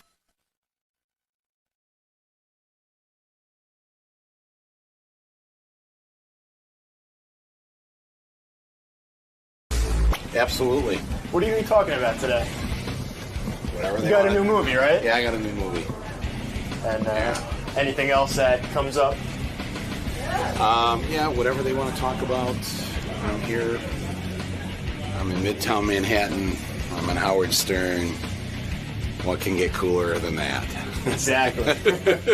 And you guys are very like-minded, so it should make for some interesting conversation. Right? I hope so. Thank God for Howard Stern. Glad he's on this planet, that's for sure. Why do you say that? Well, these days, it's just all bullshit, isn't it? I mean, how many people really just, say what's on their mind and say it without any fear? I mean, he really, really doesn't give a shit. And that's a good thing, Most people have to worry about, geez, if I said that, am I going to have a job tomorrow or, whatever. You could say, well, easy for him to say that now because he does so well, but I remember him back in Detroit. I was a teenager, and he still didn't care then when he had no money.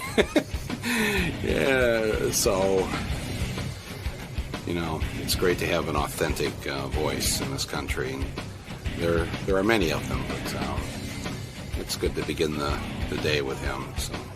Michael Moore's new movie is called Capitalism, A Love Story. Opens today in Los Angeles and New York and October 2nd in theaters everywhere.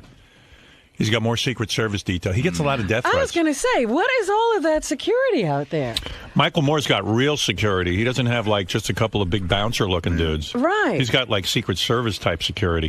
What's that cost Are these guys walking They're around special forces, actually. they're not even Secret Service. They're all Green Berets, ex-Green Berets, Where do you Special hire Forces, guys like that? Navy SEALs. The studio actually provides it. It's a company in L.A., and it's, for people that have to worry about crap like this. Do you get a lot of death threats for real? Well, apparently the studio gets a lot of threats.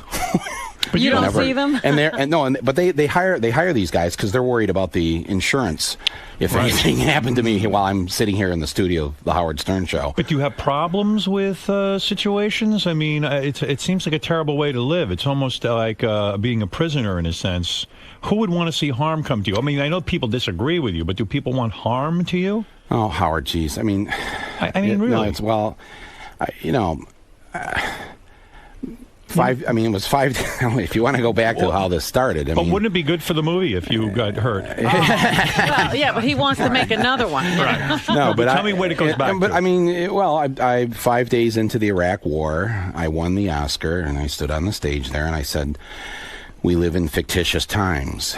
Yes. And I was booed off the stage, and the next day, our home was vandalized, manure spread all over everything, signs tacked on the trees, move to Canada. Move to Canada? Yeah. That's what they were telling me. So this is no game you're playing. I mean, no, and then from that point on, I mean, people would just get. I think what happened is that the Fox News Channel and Limbaugh and O'Reilly and these guys decided to create a fictional character called Michael Moore and started telling all these lies about me.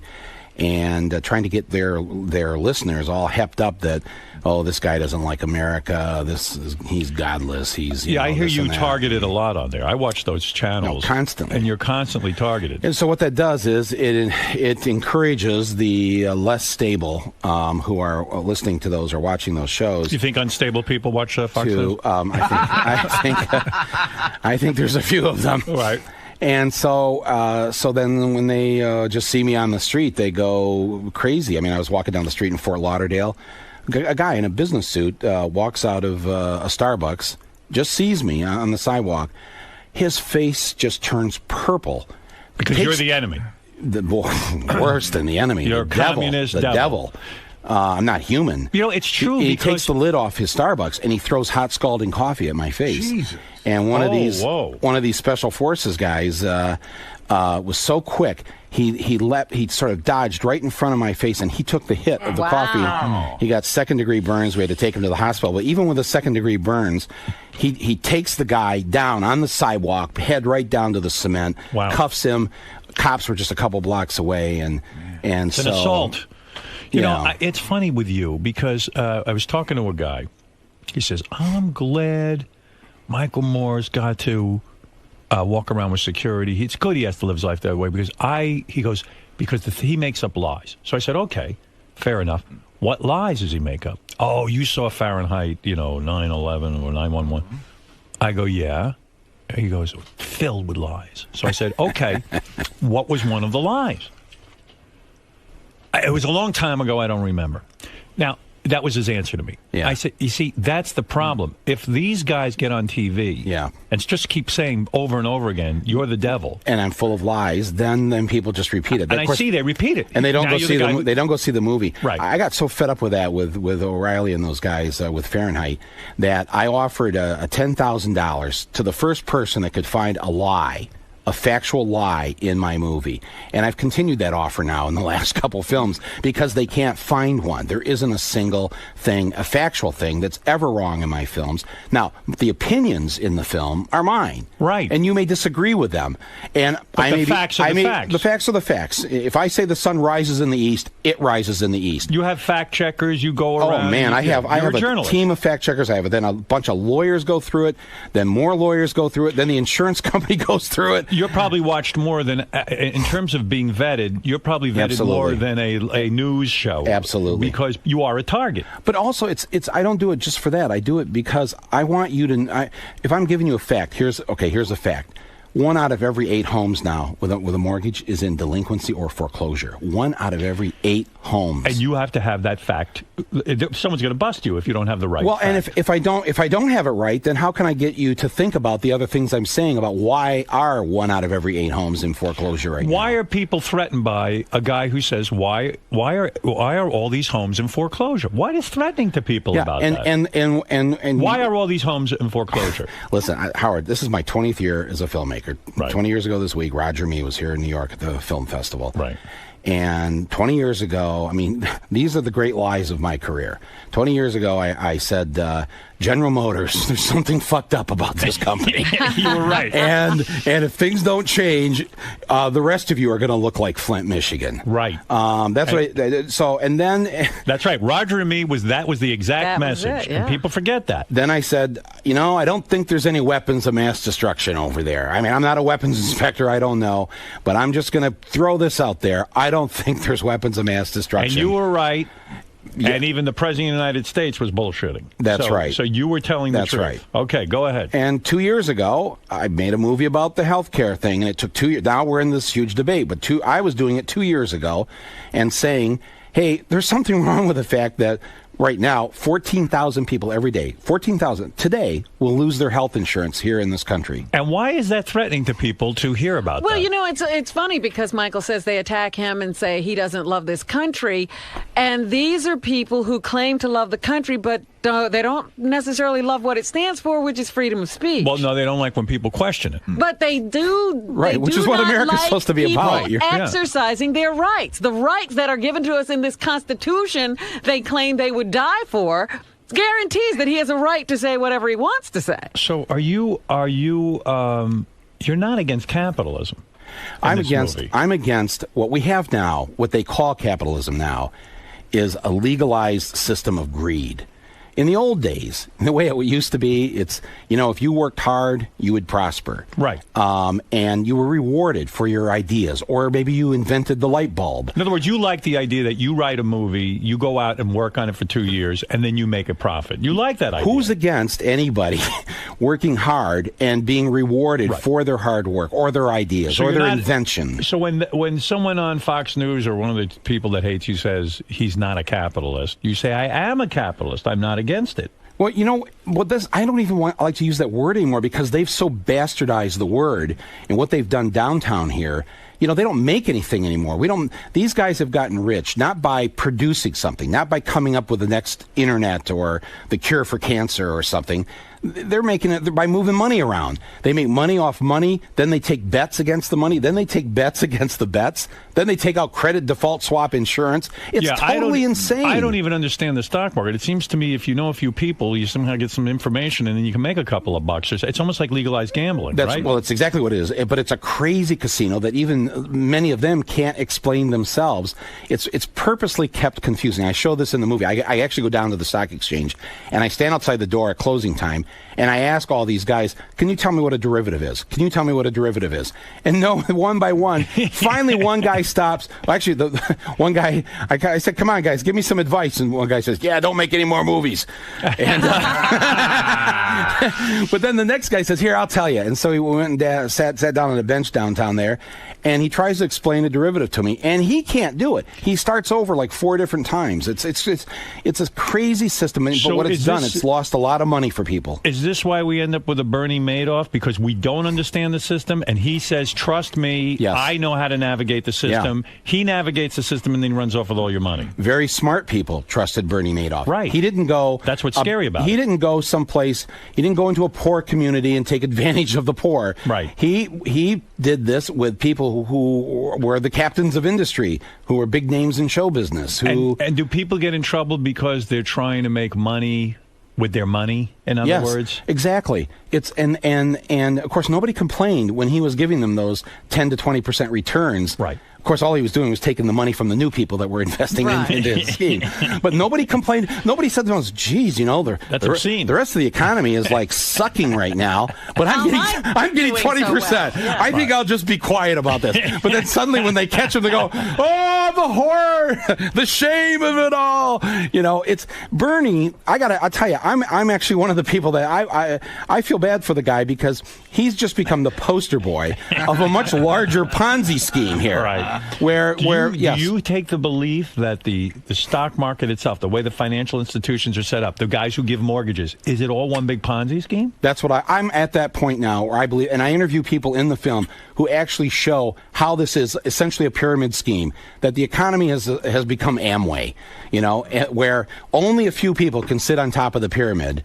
But the key is to convince everybody else in the pyramid that they're invested in it. And you too can be up here with us. Just keep working hard. Just keep busting your ass. Take a few less benefits at work. You'll be here someday. So that's the scam you're saying, that maybe less than 1% of the country gets to sit on top of this pyramid scheme. And that 1% has as much financial wealth as the bottom 95% combined. Now, you're going to tell us, or people are going to now complain about you and call you a communist and all this, and then 2 years from now, we're going to say, gee, the guy was right, like we did with... well, this is my appeal. You've been doing very well. My appeal to people who are listening, who take that position with me, is... at least this time, give me the benefit of the doubt. Right. For 20 years, I've got some credibility. I've tried to warn you about a few things. Right. Just this time, just go with me on this. You don't have to agree with me about the other stuff, gun control or abortion or any of that. Just forget all that. Just on this.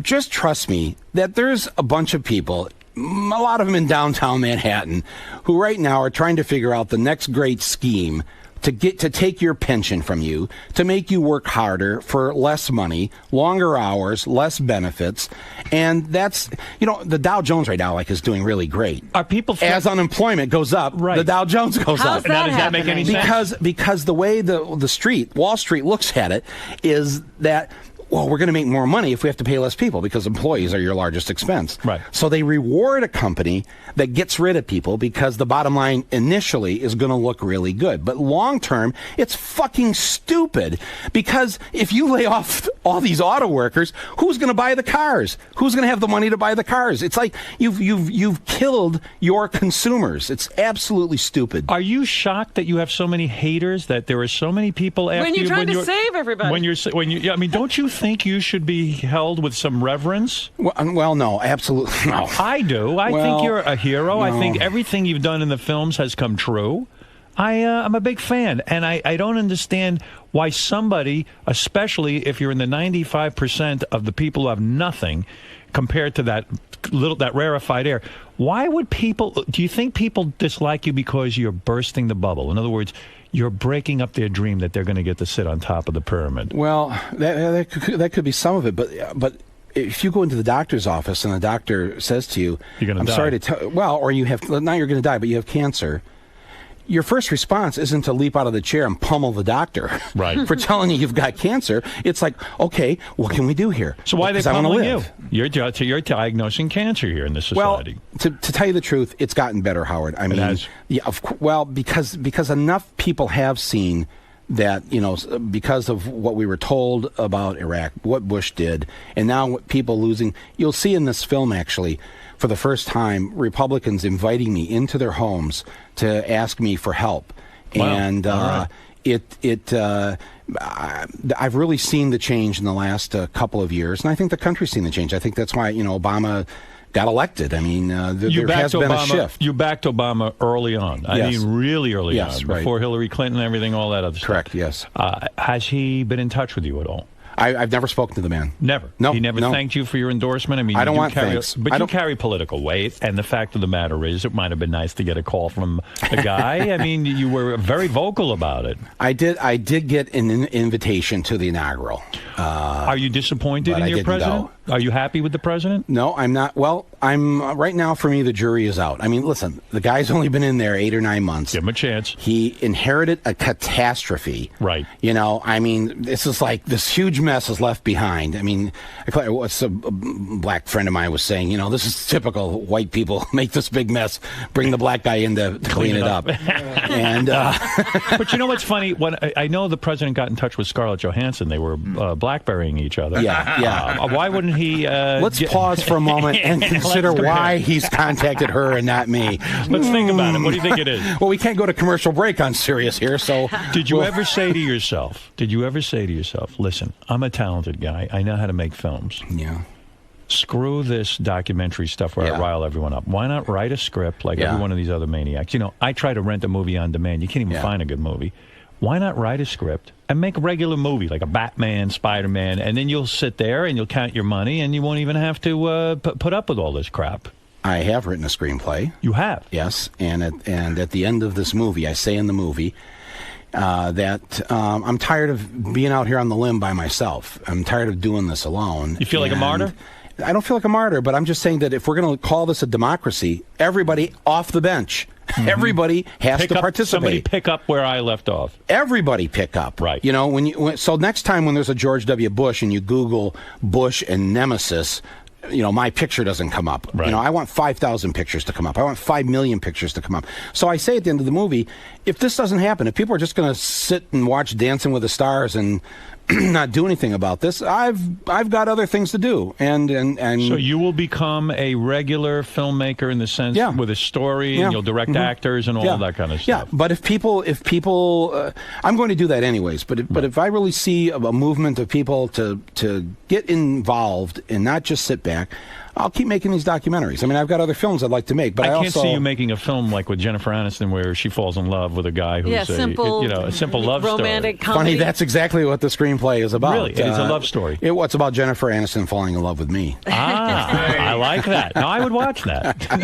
Now, can you get Jennifer Aniston? Beauty and the Beast. Have you actually approached her on this idea? No. I've what kind of screenplay are you working on that's not anything to do with politics or or the country's illnesses or anything like It's that? I don't want to talk Comedy? about it. I would say comedy. Is it a comedy? Yeah, I'd say there's comedic elements. Right, why not? Bennett Cerf. Next, Dorothy Kilgowan. The Bennett Cerf story.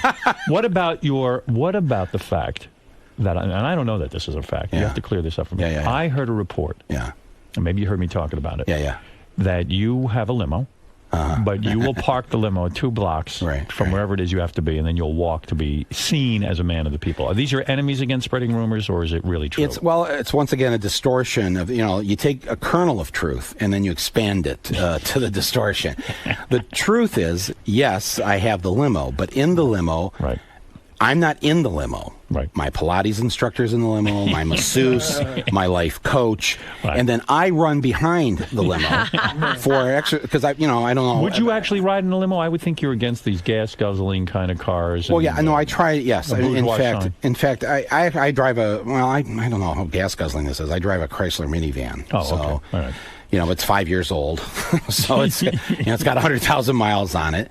But no, I mean, what brought you here today? Did you arrive in a limo? No, a van. A van. Yeah, there's a van parked outside here. I mean, poor you. You can't even enjoy some of your success because people will perceive it that you're. Yeah, but I don't know. Limos are kind of, when you're 6'2", those things are like to.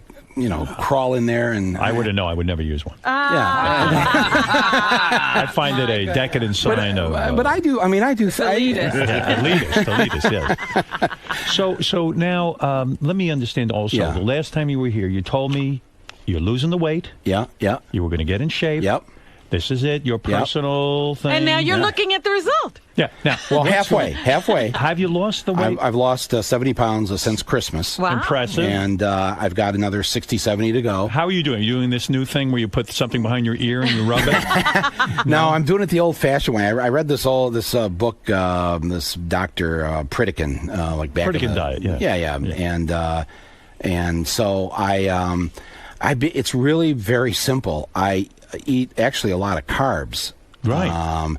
That this is kind of the misnomer of, carbs are bad because the carbs we got used to as Americans, white bread and potato chips and stuff like that, isn't good for you. But actually, if you eat a lot of fruits and vegetables, it turns out that's actually good for you. Yes. Gee, there's a new thought.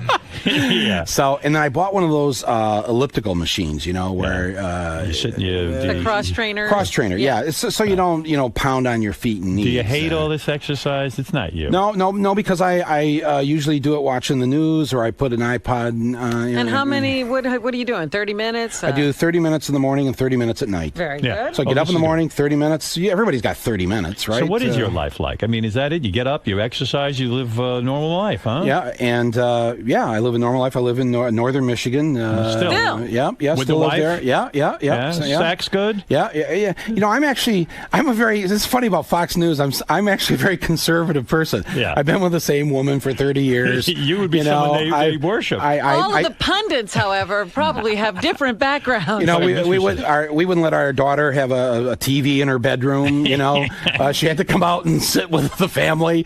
We're very conservative. Family people. Values. Yeah, well, yeah. Oddly enough, I think that's one of those things that was stolen. And in this movie, I never talk religion or any of that. Right.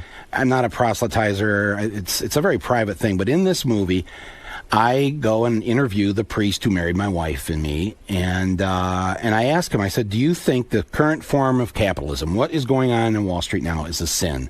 And he said, "Yes, it is." And it's greed, right? It's greed. Okay. And I went to the next priest, and he said the same thing. And essentially, the Pope has said that this. Jesus was very clear about if you don't help the poor, you're not getting into heaven. And so I talk about this in this movie because it seems like the religious right isn't really following that.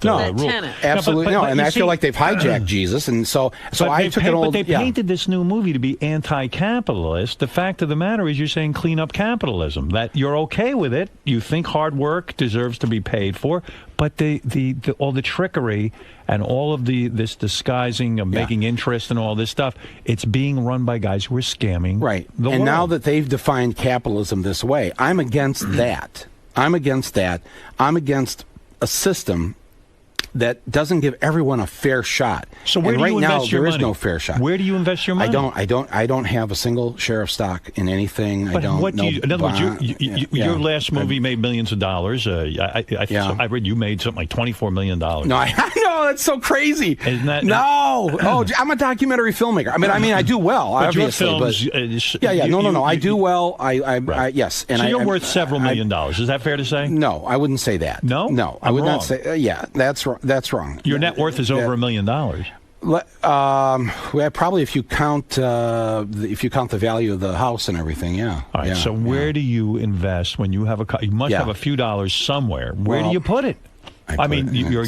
I mean, what Do you are put the it in a- solutions you offer in this film? Do you It's offer in a solutions? savings account. It's in a savings account. It's in a savings account. And that's what you would tell people to do with Getting their money? like 1% interest. Can I talk you into investing in a strip club? Are you against that? So. But are there solutions offered in this film, or is it just? Yes. Yeah, okay. But aren't you tempted to put this money? What money? He says there's No, he has money. No, because I don't think I should make my money off money. I should make my money off the next film, off my next idea, off my hard labor, my sweat, and whatever. That is where the money should be made.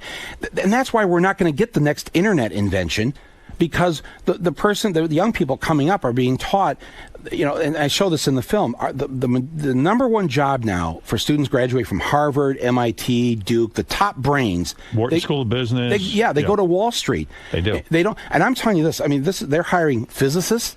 Wall Street is. They're hiring engineers, mathematicians, because they want the top brains trying to figure out all these derivatives and all these new schemes and scams. And instead, so when they take those brains, we don't get the next cure for something we need to find a cure for. Because they're going into investment banking. Yeah, we don't get to figure out how we're going to survive without oil. Where's the next alternative energy source? Or why the fuck don't we have a bullet train? The Japanese have had this for 40 years. They don't need a bullet train. They live on a little island. We live on a huge country. You know, Howard, if we had a bullet train in this country, we could get from New York to L.A. in 10 hours on the ground. You are making a very good point. I know for a fact that you're telling the truth. I know some kids who are brilliant kids who go to Wharton School of Business and a couple of these other institutes, UPenn, all this stuff. All they want to do is be investment bankers. Yeah, you are absolutely right. No, they never say, I want to go invent something or make something. They want this investment banking job. They want the lifestyle. Right, and here's what's so Gecko. Here's what's so sad about this. You and I are the same age. We're born the same year. Right. And the year after we're born, Dr. Salk, Jonas Salk, invented the cure for polio. That's right. And our parents, when we were born, were very scared about this because so many kids were getting polio. He invents this, he finds the cure for polio, and then he announces that he's not going to patent it. He just gives it away for free. That's right. Gives it away for free. And I have a clip in the film of Edward R. Murrow saying to him, "What, are you crazy? Why don't you patent this?" And Dr. Salk says to him, "Well, would you patent the sun?" I mean, this is for everyone.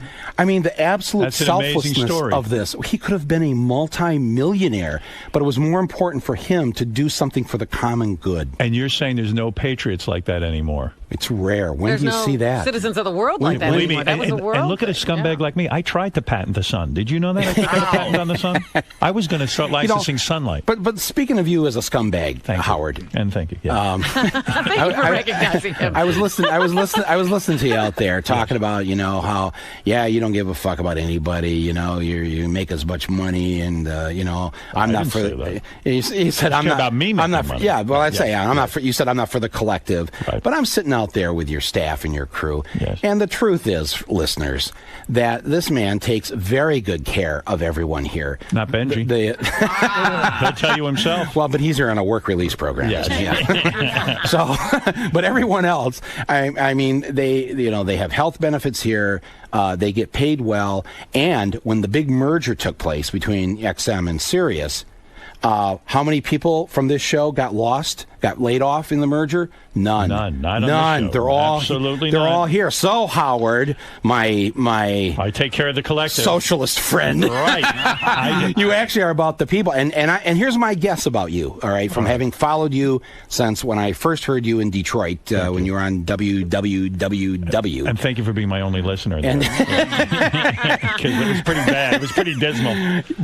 But you got kicked off one show after the other because they would come in here and say, "What about the advertisers? We're losing advertisers. We're losing money." I didn't care about the money, and you didn't care about the money. No, you didn't. And you and people haven't seen Howard's, there's a movie on this, or your book, and Private Parts. You get the whole thing's laid you're out right. there. I had you went some right integrity. up against WNBC, owned by RCA at the time, then GE. No, I didn't sell out. I'll give that to myself. Never. And I never said I need the money. I'm gonna, right. This And is so pocket. the only reason you have the money now is because me and millions of people make the choice, the free choice of listening to you every morning. And so you have never put a gun in anyone's back and to get them to buy into Sirius Radio. I've never taken anyone to the ticket booth. No, that's true. Buy a ticket.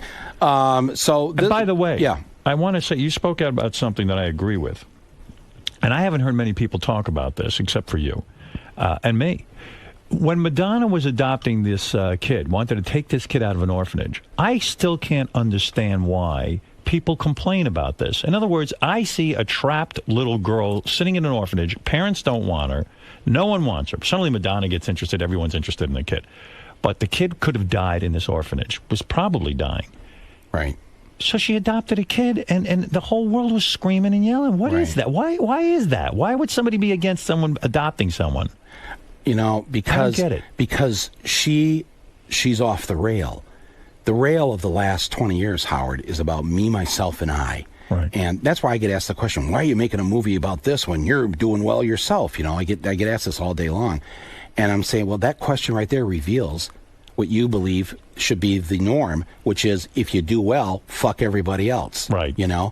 And so here's Madonna, who really doesn't have to do this. No, she doesn't need aggravation. And plus, forget about the money and everything. I mean, here's a woman who's approaching, at that point, 50 years old. Right. Who, anybody here at 50 want to start a new family? Hell no. It's a lot of work. You're not kidding. And the fact that she would be willing to do that, and then when I saw this abuse that was heaped on her, I just thought, wow, we've become such a cruel people that we can't even recognize good anymore. Yeah, that's how I felt. I can't even see the downside. When I was trying to raise money for Eritrea, there were plenty of people who called in and said, "Hey, we got problems right here." I was like, if you saw the problems in Eritrea, Right. they pale in comparison, Right. our problems, to those people. You have to have some ability to say, even though I'm suffering or struggling, there's somebody who's suffering more than me. And I'm afraid not. Like, if we did have somebody say that, like Dr. Salk, who found the cure for cancer, yeah. And then he went on TV and said, I'm giving this away for free. The pharmaceutical companies can't make any. They'd think he was crazy. They would think he was crazy. That would be the end of him. And because of that, because everybody knows that, nobody wants to be seen as crazy. Right. So there's no incentive for anyone to actually invent the next great thing or find that cure or do what's best for the society. Right. Well, that's why it's big news now when somebody finds a suitcase with $25,000 in it and they turn it in. That makes the news because that's not the norm. Michael Moore's to film just take the money. It's called Capitalism, a Love Story. It opens today in Los Angeles and New York and October 2nd in theaters everywhere. You want to take a couple of calls? Sure, I would love it. All right, let's see what happens. Ken, go ahead. You're on the air.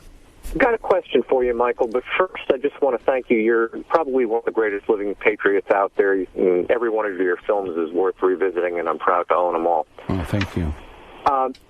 How would you, if you can, collectively rate the intelligence and overall engagement of Americans? And as they say in public radio, I'll be happy to take your comments off the air. All right. So how do you rate the average intelligence? Are we stupid as a people? What's going on here? We've had a stupidity sort of enforced upon us. I mean, our school systems suck beyond belief at this point. It's really sad.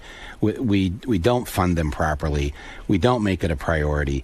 And we've turned out into the world 40 million functional illiterates now, adults, who cannot read and write above a fourth grade level. There's probably another 40 or 50 million more who can read and write at a fourth grade level, but can't comprehend it. Is that the school's fault or the parents' fault? It's both. It's parents, but the parents. The way I look at it is, our parents weren't like that, but our parents were. I think your dad went to work and was home at 5. Yeah. Your mom didn't have to work. Right. When you were growing up. That's true. Now, both parents have to work. In fact, we have 3-income families now. Both parents and the teenager goes to work, puts the money into the kitty, and people are working longer hours. Nobody's home at 5. Parents get home at 6, 7, 8 o'clock. There's no family dinner. There's no... Maybe right. maybe that's society gone. doesn't care, though, in a way, in the sense that, like, I talked to my father about this. My father grew up very poor, this kind of thing. And in fact, education wasn't even coveted, really. Everyone said, go get a job. Right. And he just sort of knew, because society said, hey, if you go to school, you might do well. Right. So he stayed in school against everyone's wishes. But, maybe you're making a point. Like, since we kind of just say money's the thing, so people might even say, well, why go to fucking school? Let's just get right out and start working or something. I don't know. Maybe education's not all that valuable. Right, but they've gotten rid of civics classes. We don't teach democracy anymore, and we are turning out generation after generation of people who are fairly ignorant about what's going on. I have this little thing that's, we're watching daily newspapers die all across the country. Yeah, it's freaky. Another year or two, there may be literally no daily newspaper in print. Not even the New York Times. Not even the New York Times. And the papers are going, geez, why is this happening? And I said to an editor here last week, I said, well, maybe it's because in the 17 elections between 1940 and 2004, the majority of newspapers in this country endorsed the Republican candidate for president 14 of the 17 times. That means you, the newspapers, endorse the party that wants to dismantle the Department of Education, wants education to be on the lowest rung of the ladder. You want to bust the teachers union. Is it any wonder then that we now have these 40 million functional illiterates? In other words, your readership can't read your paper. So that's why they've had to dumb. That's why it would be like General Motors saying, let's get rid of driver ed. It's like they've slit their own throats by creating an ignorant public. And they wonder. Well, it sounds like the dumbing is starting from the top then. People don't even see the big picture. All right, That's Ryan, correct. You're on the air with Michael Moore. The new film Capitalism, a Love Story, opens today in Los Angeles and New York. Go ahead. Good morning, Howard. Good morning, Michael. Hey. Good morning. A side note, I'm an Iraq vet. I'm very proud of my service and what I've done to help the people of Iraq. But to go back to what you said about you're tired of being the only one with a voice of opposition, wouldn't you agree that there is now a conservative movement in this country to stop all the government spending and throwing money at Wall Street and adding fuel to the fire, basically? Are the conservatives trying to stop all of the waste? There are many conservatives who are doing this, and I think this is a great. A lot of liberals, they don't like seeing conservatives getting out there and doing this, but I think it's good that they're participating in the political process. Even if I don't necessarily agree with how I would solve the problem, they wouldn't be the way they would solve it. But it's good that people, regardless of their political stripe, realize we're all in the same boat together, and we sink or swim together. Were you for those bailouts? No, no, absolutely not, and not for GM either. Really? I wasn't for just handing over money. Why didn't they do what they did? Remember back in the 80s when the savings and loan scandal? Yes. What the government did was it went in and it took receivership of all these savings and loans. It just took them over, and then they spent the next year sorting it out. Okay, these ones aren't any good, you close down. These ones are strong, you stay open. And then they turned it back over to everybody, and that worked. This time, they just wrote a blank check. They just said, here's $700 billion. Oh, by the way, we'll print another $1 trillion of money that we don't really have in the economy. We'll just print that for you. And they didn't have to, the banks didn't have to say what they were going to do with the money. There was no plan to pay it back. It was just a blank check. And what was so fucked up about this is that these banks, these financial institutions, they lost the people's money. They lost people's 401ks. They lost people's pensions with all their crazy casino betting that they were doing. And then after they lost the money, they say, hey, give us some more money. Every one of us. It's criminal, isn't it? It's criminal. Every one of us has a crazy brother-in-law or uncle in the family that doesn't know how to spend money and keeps coming to you for a loan. And at some point, you got to just cut them off. Right. They're the crazy uncle that came to us for the loan. And we go, oh, sure. In fact, here's a blank check. You fill in the amount. So you agree with a lot of Republicans on this. You're not just one-sided. You absolutely no. And in this film, I go after Democrats who are essentially benefiting nicely from the banking industry. That's right. Chris, go ahead. You're on in Albany. Hey, Mr. Moore. How's it going today? How you doing, sir? I'm doing well, thanks. I just want to say, it really appalls me that people would throw hot coffee in your face and stuff like that. You're trying to tell a good story. I think you do a good job of it. I think you challenge people to think, and I think they're afraid of that. Yeah, I don't get it at all. The same way I don't get Madonna being chastised for trying to adopt a kid who's starving somewhere in the world. Yeah, but once again, there's a lot of redirect and spinning that goes on in the public dialogue today that is absolutely ridiculous. Yeah, I don't get it. Anyway, listen, go see. I'd like to hear. Yes, go ahead. I'd like to hear what that shithead Scott DePace has to say. And I know he's going to insult me and stuff. Well, Scott, who's our director, he doesn't like. He's very into very Rush Limbaugh. No, I know. Yeah, you know him. I've met him here. Yeah, he's not a big fan of yours. No, I know, and you guys are very generous to him too. How you take him in and give him comfort. Sure, why not? I earn it all, Michael. And see, they don't even let him in the studio. It's just a voice. It's a voice from the cage that they keep him in. Yeah, right. You can't let him out. He's like your petting zoo here. He's a tough guy. Well, listen, you're doing great. You're doing great work. We're not doing great, but you're doing You're great. doing great. The country's in a mess. We don't point out anything, but we can turn this around, though. I'm really an optimist You think about so? this. Absolutely, we're Americans. Come on. You don't think it's the end of our era? No, it doesn't have to be. And I think we could be great again. You absolutely think we could be the number one? But let's be great for all the right things. Like you mentioned in Africa there's 1 billion people today who don't have clean drinking water. Right. We could help them. With 2 months of spending of the Iraq War, we could dig enough wells to provide clean drinking water for virtually all the people who don't have it. And what I'd like to do is have us dig those wells, and then I want a plaque put on every well throughout the third world. God bless America. Brought to you by your friends of the United States of America. And that would probably prevent a lot of wars in the future. If a poor kid growing up in the third world sees that plaque and knows that his little sister got to live and the family got to thrive simply because they could drink water. This man is correct. I'm going to tell you something. I'll tell you how that works. My father grew up poor, and the Salvation Army used to help him out. When I was a little kid growing up, my father would always donate something to Salvation Army. So I didn't know what Salvation Army meant, but I knew it was good because my father said they helped me when I was poor and I had nothing. So as I was a teenager, I used to stand out there, ring the bell, dress up in a Santa Claus outfit. Hey, can you imagine You me? were that guy? Yeah, it was me. And I'd sit there. Gawky Santa. Yeah, Gawky Santa, they called me. A Jewish Santa. Jewish Santa. Big Jewy nose, a whole thing. They said, that's the dark hair Jewiest Santa. coming out from under the red cap. They say, I've never seen such a Jewy Santa. And who When knew? did Santa become Jewish? They called me Santa Hebe. It was so disgraceful, the anti-Semitism. But anyway, so I would stand there with the Salvation Army and ring the bell, collect the money, and give it to the Salvation Army. And, to this day, You have I a love good the Salvation feeling Army. about them, yes. And so when Michael Moore says, if you built these water things in Africa where people have no water, they brought to you by your friends in America, you would have such goodwill. We had that at That's how one the Taliban time. We did have we that. Had that we had at one that. time. We rebuilt Europe after the war. And we were so loved. That's right. We were. And in fact, and I show in this film, after Roosevelt died, his people in his administration went over to Europe and they rewrote the constitutions for Germany and Italy, and then they went to Japan. And in the constitutions in Germany, they put in things like everybody has a right to health care. Everybody has a right to join a union if they want.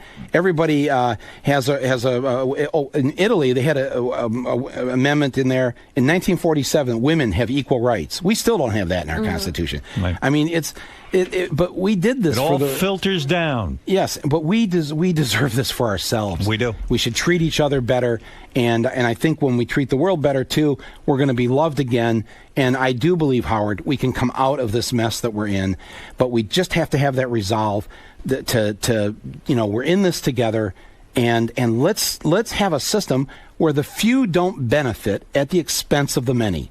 And if we had democracy in our economy, it's a tricky thing. We think, listen, you've pointed out some things about how scary this is, that these financial guys, we take our money, we try to get in the game, we try to invest in stocks, we get sucked into this thinking, wow, I might get some interest on the money I earn. I can stay ahead of the economy. So we all get sucked into this, don't we? I mean, we think it's a good thing, but we don't know what being involved. The average guy never played the stock market. He was the guy who put his money in the bank bank, and his retirement came from whatever he could save. And it was a major push by the government and industry to say, hey, there's something called a 401k. That's right. You remember, everybody should be in the stock market. Those did not exist. Yeah. Before 1980, they didn't exist. When you and I were growing up, your dad, my dad, whatever they put into their pension plan was called a defined pension plan. It means it couldn't be touched, couldn't be gambled with. But before 1980, that's the way it was. When we were growing up, anybody in your neighborhood have a credit card? No. I mean, I remember a guy, I thought one of the dads had a Shell card for gas, and a couple of the moms had a J.C. Penney card, or a Macy's card. That was it. There wasn't like $10,000 of credit card debt. And when you and I were of college age, not that, I don't know if you went or not. I went, but you didn't go to a private bank to take out a loan for the next 20 years to go to school. There was something called the Financial Aid Office. Right. And you walked in there and you got work study. You worked in the cafeteria or the library. So things have changed for the worse, is what you're pointing out. Well, much worse, because the beast, the beast that this thing has become, this thing they call capitalism, which, by the way, they're the biggest lovers of socialism, because as soon as they're out of money, they want us to give them welfare. Right. But those things didn't exist. And they keep looking for ways to suck money out of us. And now the worst thing is they convince people to put their money for their old age into these 401ks, which have now vaporized. Right. Vaporized in the last year. And I can't tell you how many people. In other words, Bernie Madoff was able to get into people's pensions because of these rules, these setting up your own pension. You give your money to the so-called expert. The expert loses it. And as you point out, many times the experts then are into socialism. They want a bailout. They want the bailout. Yeah, it wasn't only Bernie Madoff. You know, No, I'm using him as an example. He's just the poster boy for this. Yeah. All right, look, I've learned a lot. I hear what you're saying. I don't know what to do. Maybe I should go do something. I don't know. I don't know what I'm going to do. Maybe we all need to get more involved, pay more attention. All right. And in your Not own... me, because I'm very busy with my show business career, but there are other people out there who can certainly pick up the mantle. Well, You're not doing anything. Or other bosses could follow your example. And when you go through hard times, you don't lay off people here. Right. You know, when you have a merger, you don't lay off people. No. You make sure people have health care and dental care and these things here. Right. So if people followed your example... I think what you're trying to say in this new movie is more people should be like me. Howard Stern. Yes. You or Jesus. I'll accept either answer. I'll take either one. All right, listen. Everybody go see Capitalism: A Love Story. I will see it. And I will learn something. Yes, and you'll laugh your ass off. I'm telling you, if you have been messed up by this last year and you just want to go have a good laugh at the expense of all these idiots who fucked up this economy, this is your movie. You screw with the idiots. Yeah, oh yeah. I actually commandeered a Brinks truck here in Midtown Manhattan and drove it down to Wall Street. Literally drove it down there, and I I backed it up right there on Broad Street down there, and I right up onto the doors of AIG. And I hopped out with these big money bags, and I said, I'm here to take the money back to the American people, and I wouldn't leave. And then I tried to do a citizen's arrest of the chairman of both Goldman Sachs and AIG. How'd that go? And not well. The real police showed up. Yeah. And as soon as they showed up, I said, oh, good. God, I'm glad you're here, because I didn't really want to do this. Would you go upstairs and arrest these bastards? And they wouldn't make a citizen's arrest? Well, no. What happened was I then went outside and I took this crime scene tape, the yellow crime scene tape, and I went and I wrapped the entire New York Stock Exchange with it. And the cops come out and they're going, and I'm thinking, oh shit, man, they're going to take me down, for sure. No matter how many special forces guys I got with me, right. I'm going down for this.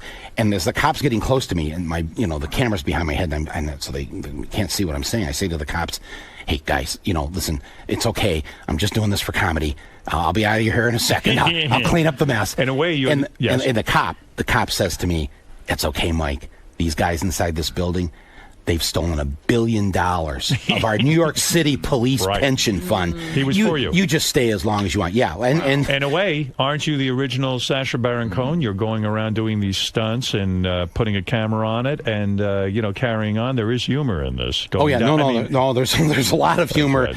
And well, there you go. So, you'll have a great time at this movie. It's no boring economics lesson. It's it's one for the average working Joe out there. Well, I love seeing you. I'm glad when you drop by. It's a lot of fun. I know it is. Thanks so much, Howard. I'm Capitalism: A Love Story. Here. All right, we'll go see it. great interview, by the way. You were great today. Oh, thanks. Really great. No, it was a lot of fun. Michael, how'd it go in there today? Yeah, it was great. It was great. They've all signed up for the Communist Party, and all of you are getting a big wage increase starting on Friday. So, congratulations. Now, what do you like about doing Howard's show? It's got to be very different than everything else. Yeah, you're completely relaxed. You can be yourself. There's no rush to commercial break. There's no boss somewhere, making the host nervous because you're saying something. How many shows will I be on this week where I could make that statement? Probably none, right? Other than Martha Stewart. That's the only one I can think of. And I'll be on her later today. But I think I have to clean up my language a little bit. So you had a good time today? Had a great time. Great. Thanks for stopping by. All right, thank you. Bye-bye. Without investment, you wouldn't be able to make your movies, right? Really? You think if I was in France, I wouldn't be able to make my movies, or Sweden, or They don't have a stock market there? They don't have... Actually, no, what they do have is they have a film fund for independent filmmakers and documentary filmmakers. And instead of there being one Michael Moore, there'd be 500 Michael Moores. And I like that system better than just than me on top of the heap. I like capitalism. I'm happy. No, because you want to do well. Yeah. But you do well because you're here every morning. Yeah. At 4 in the morning. I'm not saying, but just because someone's an investment banker doesn't mean that they're not working for their money. What are they creating for the society that make it better for us? Well, do you think entertainers? Let me ask you this. What are they doing? Yeah. Well, do you think entertainers are overpaid? Well, I think that they are able to... For the amount of work that they do. It's not about for the amount of work, it's the amount of money they generate. If somebody... That's why the same thing with sports guys. They're paid all this money. Well, yeah, without them, the owners wouldn't be making millions and billions. So, yes, the football player does you're deserve just always a piece of against the big guy, though. You're always... A lot of these teams don't make a lot of money. The owners don't make a lot. Oh, and you're talking about the NFL? Yeah. It's actually one of the best leagues in... Baseball. How about baseball? Baseball? Well, baseball, the problem with baseball, and probably hockey too, is that they've allowed too many teams. They've depleted the talent pool, and so you don't have. But why are they doing it? Because they want to get into the next market. Get into the next market. They don't care. Our team will suck here, but the Yankees will come to town 3 times a year and we'll be okay. Do you want to break this up? Well, Scott was telling me how he's going to collect $150,000. Oh, well, have you ever answered that Michael Moore, the 51 deceits or whatever? And because I know some of them to be true, but he sent me an email. Yeah, I know that one that goes around. So you were saying that if anybody could prove it, I said to him, but all of those, that's a good money. I'll go in half with you. See, the problem I think where you get off is it's not like a direct lie. It's more like creative editing and things like that. It's not a direct lie. He just said it. Yeah. But you know what because it is. I don't lie because everything. It's creative editing, which tells. Well, which it's not tells creative a editing. lie. It's I take the fact. Yeah. And then I use the fact to express my opinion. So the fact that 1 in 8 homes are in foreclosure or delinquency, I will then, as I give you that fact, tell you what I think about it. So that, now, right, I know no stats at all. I'm just so what's the normal rate of delinquency? There must be a normal rate. I mean, it's sort of inflated if you just say the delinquency, because I know where I live, there's not 1 out of 8 people are going bankrupt or losing their houses. Maybe they missed a payment. So that's delinquency. When you hear me say that there's a foreclosure filing once every 7.5 seconds. There's a lot of houses in America. Dude, come on now. There's a person taking a shit right now, and now, and now. And they just did it again. There's a lot of... Okay, 14,000 people lose their health insurance every day right now. Every day. What do you think Probably of that? 12,000 people are losing their jobs every day. So that doesn't bother you? I'm not saying it's good. We should fix it, but... Well, how should we fix it using your Republican capitalism kind of method? Oh, God. How do we put those 12,000 back to work and the 14,000 don't have health insurance? I How think would you do it? Capitalism. You lower taxes. You create incentives to make more jobs. Yeah, we lowered taxes. When Reagan came in, taxes got cut in half. And look at what the economy did. The economy was great. No, the economy got great when Clinton was president. Yeah. The 80s, if you're from Flint, or when he was in Detroit. You guys need a show. The car companies didn't exactly do well under Clinton. It's the Mike and Scott Show with Mike and Scott. Way to disagree, but agree Thanks to for having me disagree. here. I really appreciate it. We do. We're both Americans. Yes, and absolutely. We are in the same boat. Absolutely. Right? Yeah. You just stay in the back of the boat. And I'll your be in boat's front. bigger than mine. Yeah. But yes. Just let me steer your boat, and I'll take you to the promised land. All right. Good Thank to you. see you. Well, I've just come out of talking to Howard, and now I'd like to share a trailer from my new movie that's opening now across the country. It'll be in every theater on October 2nd. And in this trailer, I decided to commandeer a Brinks truck, and I head down to Wall Street to get all that bailout money back for you and me. Here you go.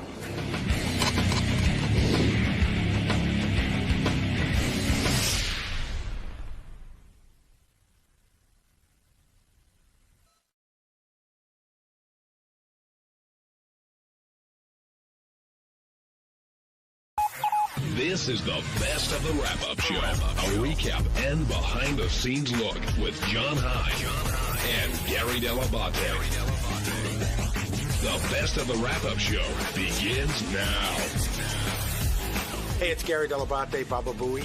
On Monday's wrap-up show, we talked about former pageant participant Carrie Ann Peniche, however you say her name. She talked about her drug addiction. She talked about all the crappy stuff that happened in her life. I talked about how she's a professional victim. We decided whether we believed her or not. So here's how it went. Gary, you were pretty harsh on Carrie Ann. You thought that she wasn't exactly being truthful today. Yeah, I was going to go in there and give it to her more, but I don't want to beat up on her. But I sort of said it pretty much about the. First of all, if you watch the videotape, it's all over YouTube. Just put in Rebecca Gayheart, and the video comes up like 1,000 times. It does not, again, I wasn't there, so I'm not going to tell you I know exactly what happened, but, a naked guy doesn't walk around two, almost naked chicks or videotape them while they're in a bathtub just for fun. She made it sound like it was, like they were frolicking, like it was fun. We just were, give me a break. You insult my intelligence when you do that. And then as I listened to her story, it seemed like, a lot of bad things happened to her, but it's never her fault. So she's always the victim. Yeah, somebody stayed at her house but stole her stuff, and Dr. Drew set her up, and I don't know. Just like at some point, you got to take responsibility when bad things happen to you. It's not always your fault, but some of it's got to be either bad decisions or putting yourself in the wrong place at the wrong time. And that whole rap about, I didn't know what it was going to be. Well, so I don't know. Will, she said she's done all three of his shows, right? She's done Sex Rehab, Celebrity Rehab, Sober House. At Sober House. So which one has she done? Is this the third show she's doing, or is she doing them now all in order? Well, what Dr. Drew said was she was on Sex Rehab, and then it became clear she had a drug problem, so she did Celebrity Rehab, and I assume Sober House comes after Celebrity Rehab. So she did all those shows. It took her all those shows to figure out that she didn't like it. Right, none of them are on the air. Which all pay. Right, exactly. And pay well. I know for a fact. Well, it's one of the things that's funny when her publicist, was trying to pitch her to come on. He's like, she has 30 hours of television coming up. But I know that those things pay. She probably got paid somewhere between $100 to $200,000 for each show. So I'm going to say on the short end, she probably walked away with $300,000. Not the worst thing in the world. And okay, if you're going to sell out, then if you're going to take the money and you know that you're going on television to talk about your sex life and your drug life and all this other stuff, then, you got to pay, that's what it is, man. You got to take the shit that goes with it. Is it fair to classify her as a sex addict based on what we heard today? Didn't sound like it. Sounds like she, she likes to jerk off a little bit, and, she has sex with guys. She said she doesn't have a lot of sex with a lot of guys. Will, what do you think? Is it fair to call her a sex addict? I don't know. I think that term is kind of interesting. She clearly didn't want help, so she's not really willing to admit she has a problem if she does. Isn't a sex addict? She's just basically a slut. No? No, that's what we're trying to figure out. Well, she kept saying, she goes, I'm a love addict, which I think for a lot of women, that's what it is. It's a loosely defined thing. So you're saying she's looking for somebody to love her, but if she has to sleep with them along the way, that's a sex addict? Or maybe she'll do the wrong things to get love. Did you ask for her phone number? Yeah, but it was silly. Did I think she was hot? Of course. I didn't ask that. Would I be willing to date her? Yes. I didn't ask that either. But Doug just said, "Hey, we go ask her for her number." So I was like, and you didn't go, "Oh no, that's stupid and embarrassing." No, that was an opportunity So you do that for using it as excuses. Right. Doug just told me to ask for a number. So don't brush it off like, oh, I did it because Doug told me to do it. I'm a sex addict. Doug told you to do it, but it was a great. Looking for love. It was a great way for you to do what you would have wanted. Absolutely. I wish Doug would do that every day. And she told her her cell phone wasn't working. Yes, which is great because it worked before and right after. And also, that is strange. I don't know. But, and you know what's funny? Like I was really nervous. So I wrote down my number. And my hand, I was like shaking like so bad. Really? She's like, "Is your hand shaking?" I was like, "Yeah." Like I told her I just got in a fight and both my hands were broken. What? I was trying to seem tough. Like I needed a reason for why my hands were shaking. So why were you trying to say? She said she's really into ugly guys who don't have a lot of muscles. Yeah, yeah. So what's the question? I don't understand. Why would you try and seem tough at that point? I realized that. I guess I should have said I got beat up. I guess I should have said. Now, when a girl like that says, and this is to all you guys, she's really into ugly guys who don't have a lot of muscles. Are you thinking she's? I'm like, she is in the perfect office right now. Well, I've been preparing for this for a lifetime. Yeah. But is she on the level there, or I don't know? I wouldn't say. Yeah, but ugly guys. Qualifies. Yeah, it might mean like that guy Eric, who's with Rebecca Gayheart. That might be an ugly guy without a lot of muscle to her. He and Rebecca and her are in the bathtub, as she described, but she says that nothing happened. They were just frolicking. He's laying on the bed. He's naked. And thank God, if you watch it, they've blurred out his penis. I don't have to look at that. And she's laying on the bed naked except for panties, which she usually doesn't wear, but wore for the dress-ups that they were doing for him that they had a videotape while they were high out of their minds. All right. Wasn't that, other than the high on their and out of their minds part, that sounded awfully similar to Howard's bathtub story about everyone being around? It sounds like they got the exact script. Right? I mean, very close, no? Yeah. So is it Howard and Carrie Ann like the only two who have been in that situation where nothing has happened? So it appears that way. I think it's I'm being told you guys don't think it's believable. Why? First of all, why would that part? Which story? Howard's story or Carrie Ann's story? Carrie. Okay. I don't believe it. I don't believe it because what's the why would they be running around naked? What's the point? Why is he? I'm not saying like that. Maybe he like Eric or the guy, whatever his name is, didn't want something to happen. I'm not saying nothing could have happened, but it's not believable that just people are hanging out partying and that's. Well, she made it sound like it was just a goof. That there was nothing sexual about it. That sure, we just got naked, but we were just goofing around. So do you think Do you think sex happened? I mean, that's what you seem. I do. Say. I do think sex happened. And do you think they cut that out? Why is that part not on there? I don't know. They cut it out. Maybe they just didn't get to it. Maybe they didn't. In other words, at some point, if three people, there's three people there, and they're all and if they're throwing a threesome, then no one's there to work the camera. And maybe they were smart enough to know not to want that part on tape. Joe in Wisconsin, you're on the wrap-up show. What's up, John and Gary? What's up, Joe? Hey, I got a couple things about the that female. But Benji, you are one creepy fuck, man. Thank you. You should have told her you're shaking because you're used to dating girls out of your league and off of Craigslist. Hey, how's that video on YouTube if they're naked? They blur it all out? Oh my God, no. She looks hot as hell. What? Is he talking about the Carrie Ann? Yeah. He wants to know how come it's on YouTube. But I don't know. Does YouTube not allow nudity? Yes. No. Well, you have to have an adult account on YouTube to see to have. But it's still up there. You can see it. It's on a bunch of sites now. Hey, how about that one girl from California? That video. What girl? Have you seen that? Carrie or the Miss USA? No, we haven't seen that yet. The one from California. We're gonna have to check that one out, huh? I think she's only supposed to be like playing with herself. Right. Yeah. That'll work for me. And Benji's the creepy one. Hey, what's up? This is Jason, and on Tuesday's wrap-up show, got into a heated discussion with my boss and friend Gary about him saying that he reads books when in actuality he listens to them on CD. He claims it's the same thing. I claim that it is most certainly not, and I think I got under his skin, which sucks because Gary's basically my biggest supporter in the back office. So check it out as I dig myself into a bigger hole.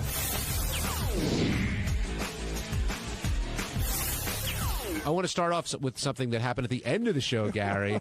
You go in there to talk about how you read the Michael Orr book, and immediately I guess Howard thought you were being defensive about reading, and this spills over into this whole argument. What's going on? Well, no, on the air it was fine.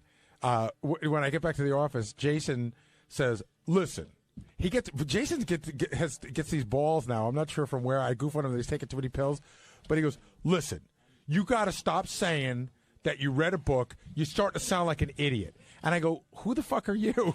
I go, says you. I goes, I'm telling you, this is how it is. And I was like, wow, I give him credit.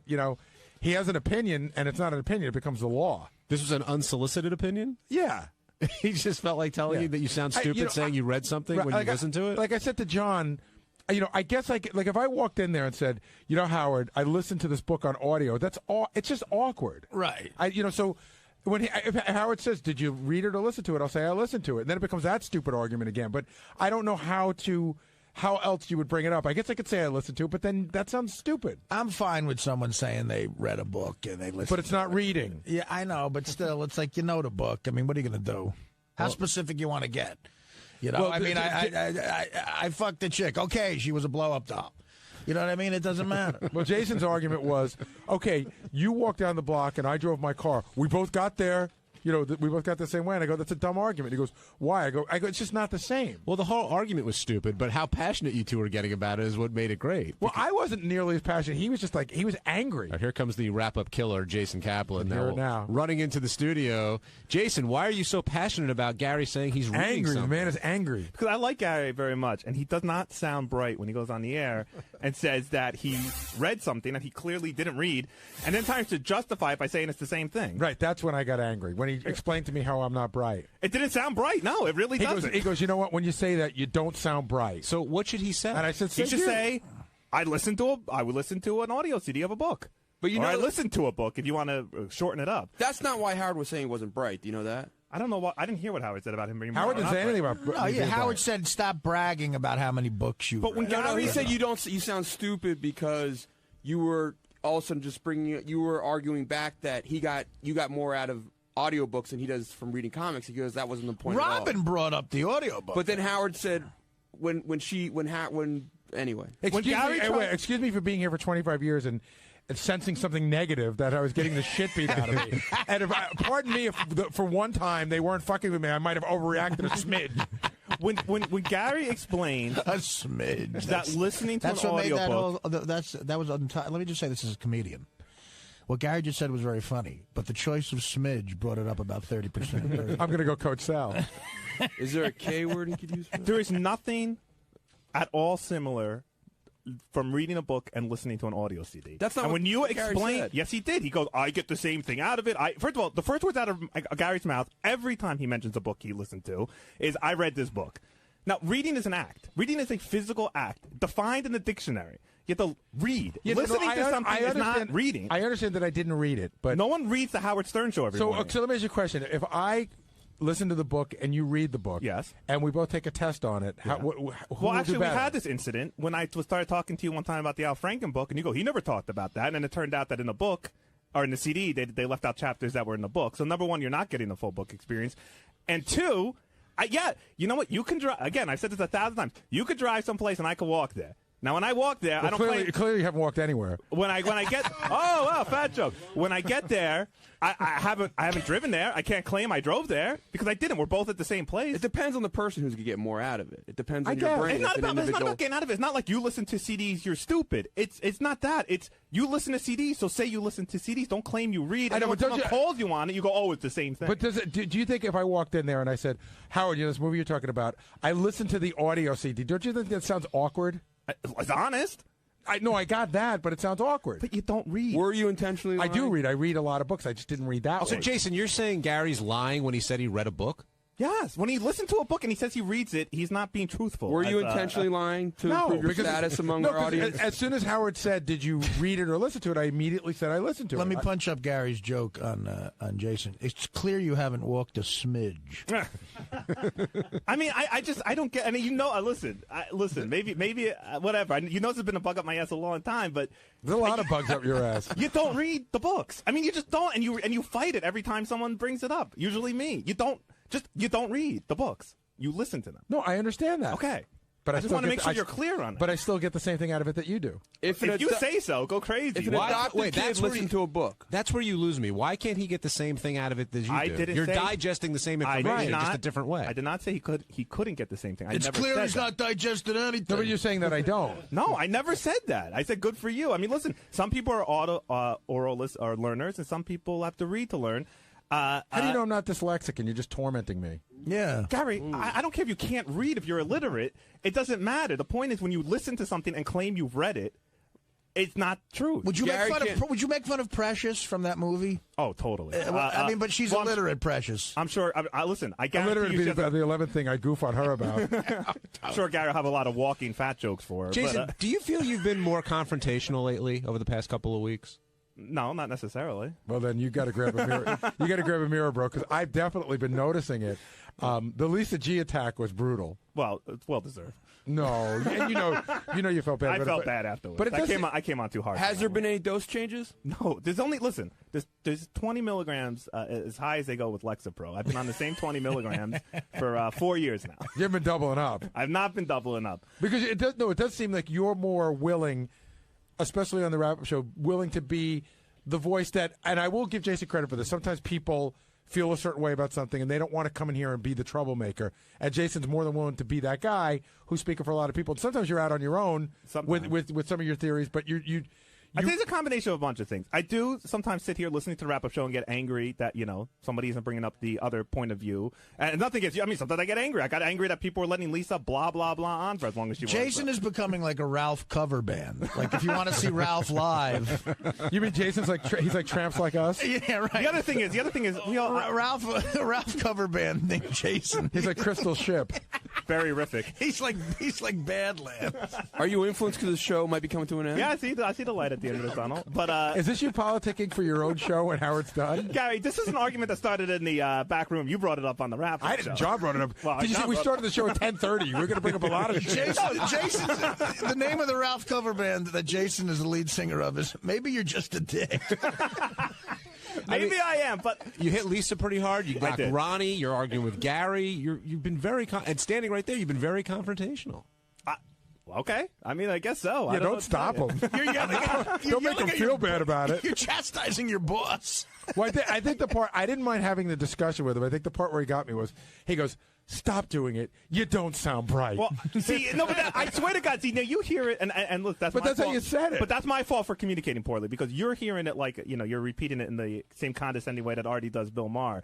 I really meant the word "you sounded stupid" was about to come out of my mouth, so I changed it to brighter, and I was really, I swear to God, saying it because I really don't think you realized how I thought you sounded. If it came out condescending, I apologize. I know that explanation doesn't clear me in any but it way. didn't sound that way. I was not trying to be condescending. It was something like this. If I could do my best, it's like, you got to stop doing it. You don't sound bright. You don't sound bright. Yeah.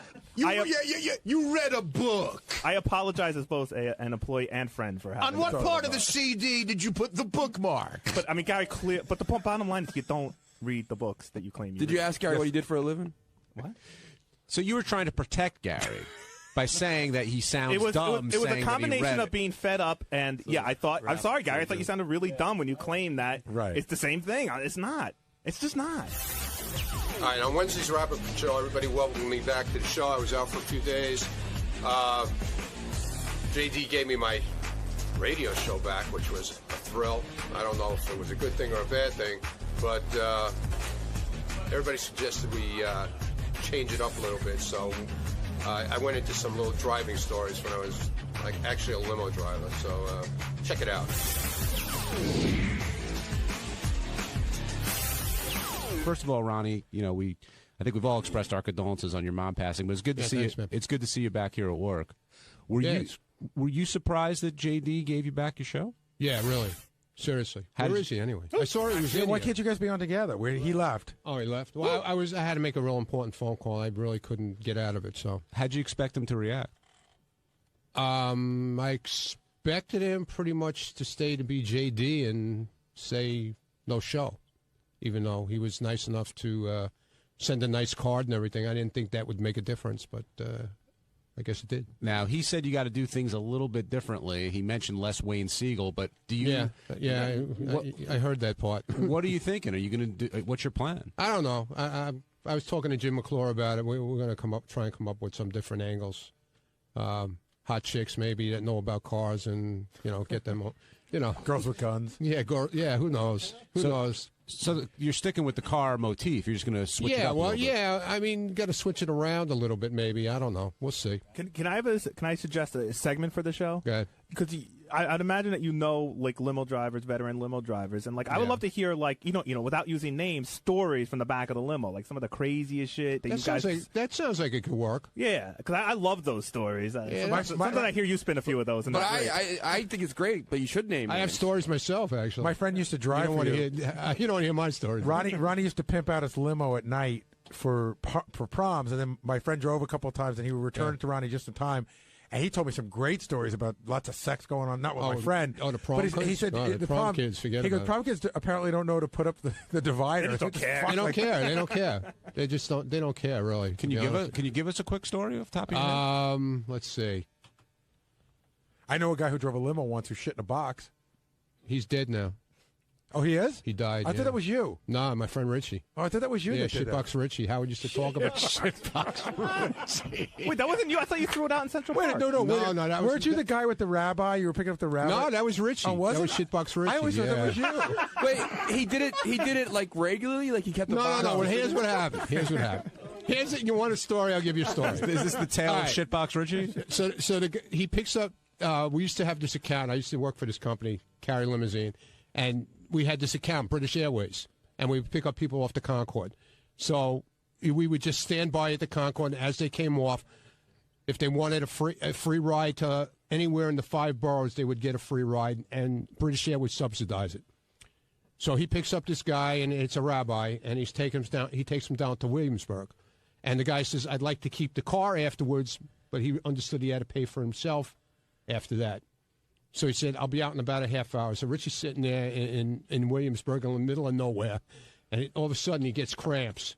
And he's got to take a dump. So he goes in his trunk, and he's got a big cardboard box where he keeps his jumper cables and car wash stuff or whatever. And he empties out the box, and he gets in the back of the limo, and he shits in the box.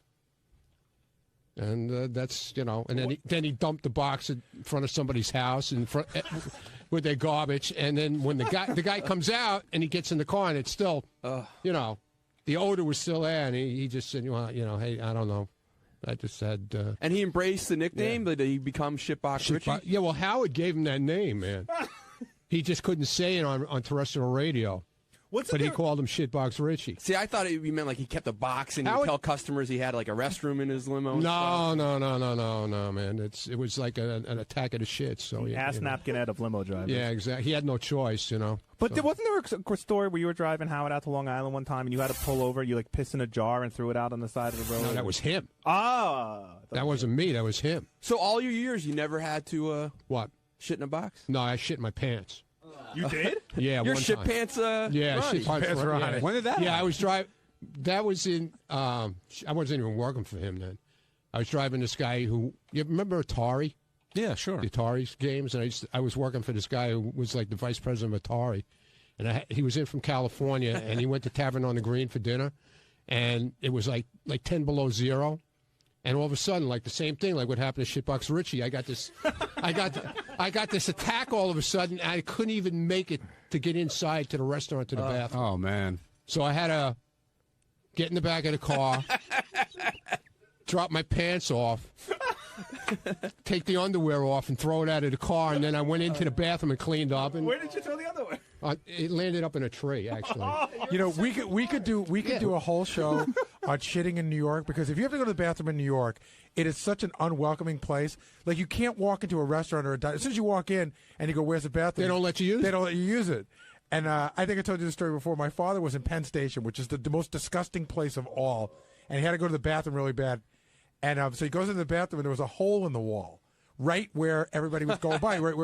So my father had to go so bad, he took off his jacket, and he shoved it in the hole, right, so it would block people from seeing him. And he went to the bathroom. My father said he's in the middle of shitting, and he sees from the other side of the wall somebody slowly pulling his jacket out. And trying to steal his jacket, probably. Well, the guy just, apparently what happened, my father said he got cleaned up, ran out. It was a homeless guy. The guy already had it on. And my father gave The guy put it on his jacket? Yeah, and then my father gave the guy like $5. It was a homeless guy. He walked by, he saw a jacket. He had to buy it back? Well, he didn't have to. He could have said, give me my jacket. But he said, hey, that's my jacket. If he felt bad for the guy. Ronnie, I think you may have a new segment here. Here's for my new your show, man. Well, congratulations. The shit stories of the limo business. Are you glad to be back here today? Yeah. It's taken a lot of my mind today. It's good to see you, man. It was good to see you. It's glad to be back, and I thank all you guys, man. You're really great. Everybody I appreciate it. Everybody treating you okay? Yeah, definitely. So were you for today anyway? So were you super excited when Doug Hurwitz showed up? Yeah, Doug Hurwitz. Yeah, well, hey. What can I say? No, I'm sure Ronnie appreciates. No, I did. I appreciate trip, everybody right? coming, really. But it's Doug Hurwitz. What can I? Howard, the guy everybody I don't know. It looks like they try to ignore. I don't know. Who was he hanging with? Did you notice? He was trying to hang with me. He was sitting next to me, and I heard him make a comment like he's trying to be my best friend, so when he goes to Rick's or something, he'll get special treatment.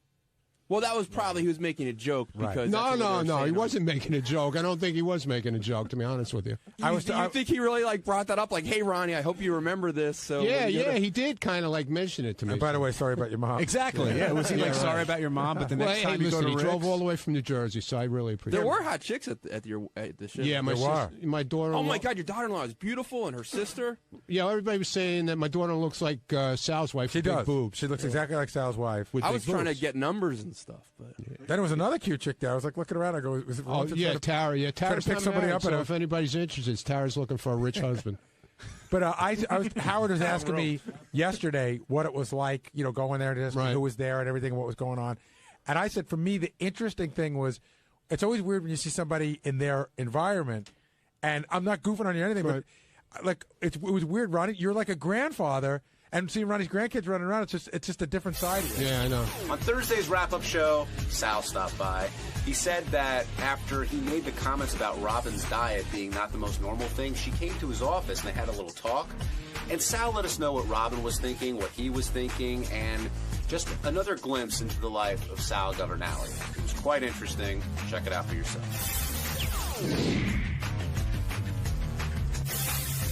Smoke the vapor cigarettes more than you smoked regular cigarettes. Without a doubt. And do you be totally honest, swear on the life of your kids, in the last 6 months, have you smoked regular cigarettes at any point? Yes.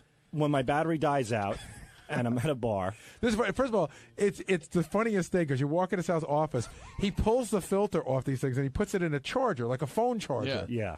So when your battery dies out, you smoke regular cigarettes. In certain cases, yes. But again, I can't deny the fact that I do feel better, and it's no different than Nicorette gum. There's nicotine in Nicorette gum, and this is right. But Nicorette gum wasn't made to be chewed for the rest of your life. So you add nicotine to it? Is that how it works? I add nicotine to the cigarette. That's what those drops are? They're nicotine. See, and the drops have the skull and the crossbones on the side. Yeah, but there's a skull and crossbones on Clorox bleach, and you're still handling that. Well, you don't drink You're not drinking it or yeah, but smoking it. you're still making contact with your skin. It's still an irritant. Not the same it's how you handle it. How many drops do you put in?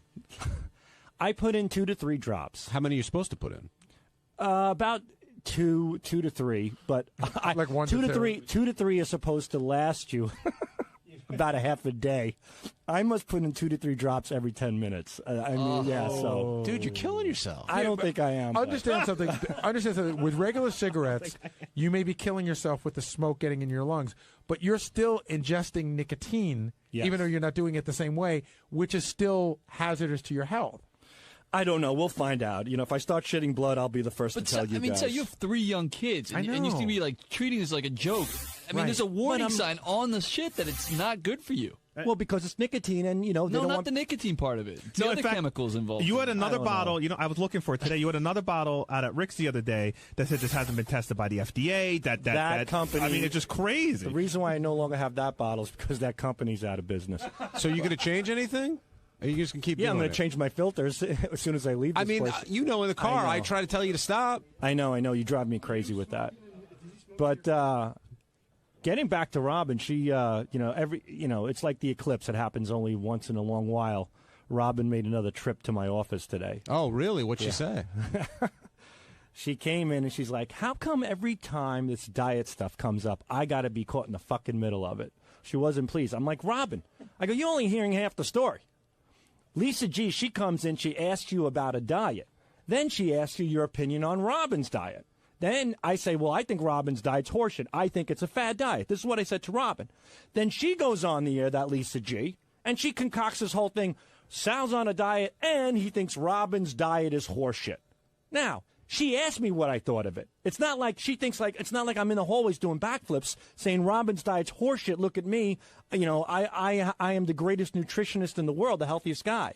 So the news has to take some responsibility for that. I don't necessarily believe in Robin's diet.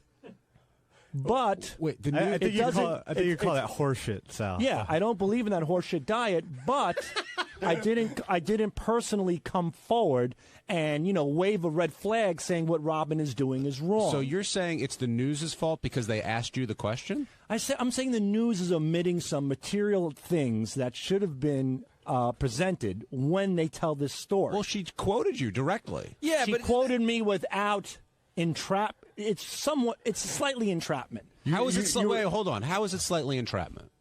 She asks me I'm dieting, I'm doing well. Then she asks me my opinion about Robin's diet. And I tell her that I think it's horseshit. But then she goes on the air and says, Sal's doing a diet and he thinks Robin's is horseshit. Well, it's not. She's putting it in a way, it's instigating.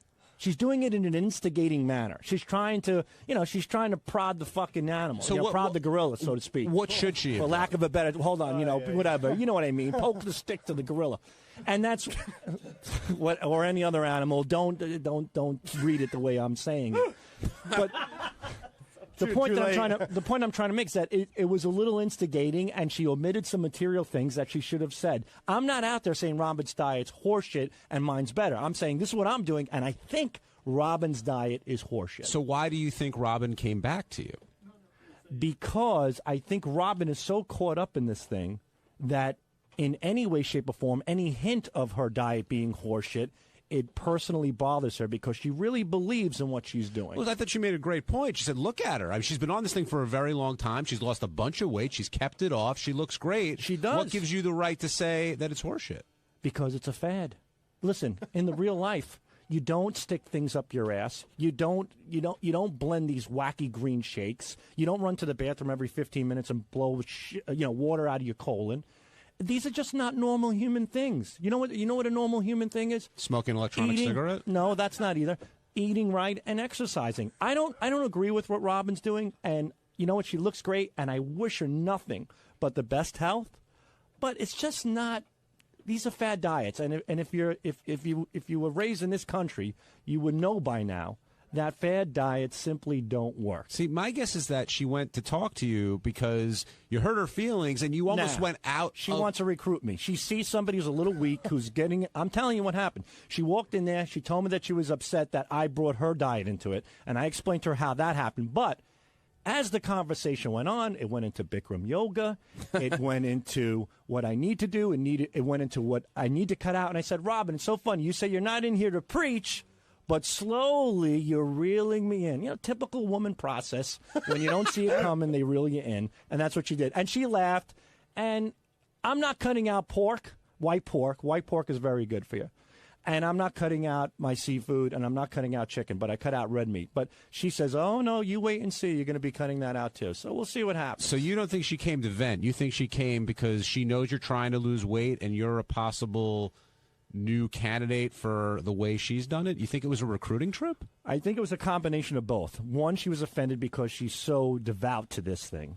You know, she's so dedicated to this fakakta diet. But secondly, she saw somebody who wants to do something better for themselves and better for their body, and she saw an opportunity to kind of get me involved in her, Jim, what's that guy? Jim Davis, the Kool-Aid drinker guy, in that, what do they call cult? Jim Jones. And the Jim Jones,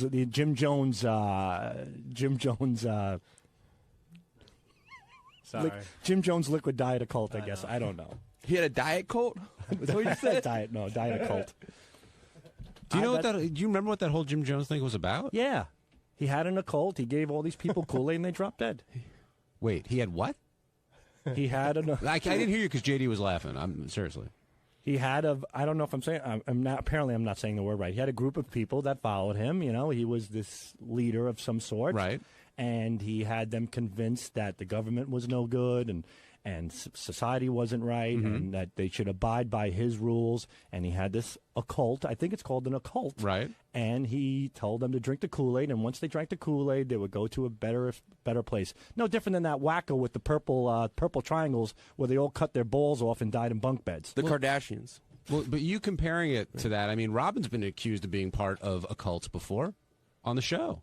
Yeah, right, Benji? And that's what I'm Actually, yeah, people have said it's sort of a cultish type thing. Occultish, sorry. I'm just confirming that. I'm just confirming that's you're right. So what I'm saying is it's not so crazy. I think to a certain degree it's a bit of an occult. You got that wacky girl who comes in, that doctor, whatever the hell she is. Ronnie. Yeah, Dr. Ronnie. Yeah, but in Robin's defense, it's not wacky to her. I mean, I it's shouldn't call it. It's Hold on. worked for her. Just she's not a wacky person. I should say you have a person coming in pitching to me a wacky diet. John, you really don't. I think Sal has a point that, and I don't know. The question is, if Lisa had said it, I don't remember her saying it this way. When asked about Robin's diet, Sal said it was horseshit. The thing is that I'm not going around saying that Robin's diet is horseshit. That's not my motivation. But if somebody asked you the question, you're going to give the answer. That's exactly right. Okay. So I think you're responsible for your own answers, and Lisa's doing her job. But when they come in to do the headlines, of course they're going to want to stir it up a little bit. Yeah, that's what they do. But I just want Robin to know that I'm not going out of my way to put her down. That's what Hitler like, not till I was asked. I didn't know. They said, what do you think of the Jews? And now you're talking right, Bench. Now you're putting your head together. So it's not like I'm deliberately looking to knock Robin, but I stand by my word when I say I think it's a cockamamie, ridiculous. So how did you diet. and Robin end the conversation? We might end up at Bikram yoga together. You agreed to do Bikram yoga? And yeah, maybe even Richard. It sounds fantastic. It's a really great detoxifying thing, you know. So it worked.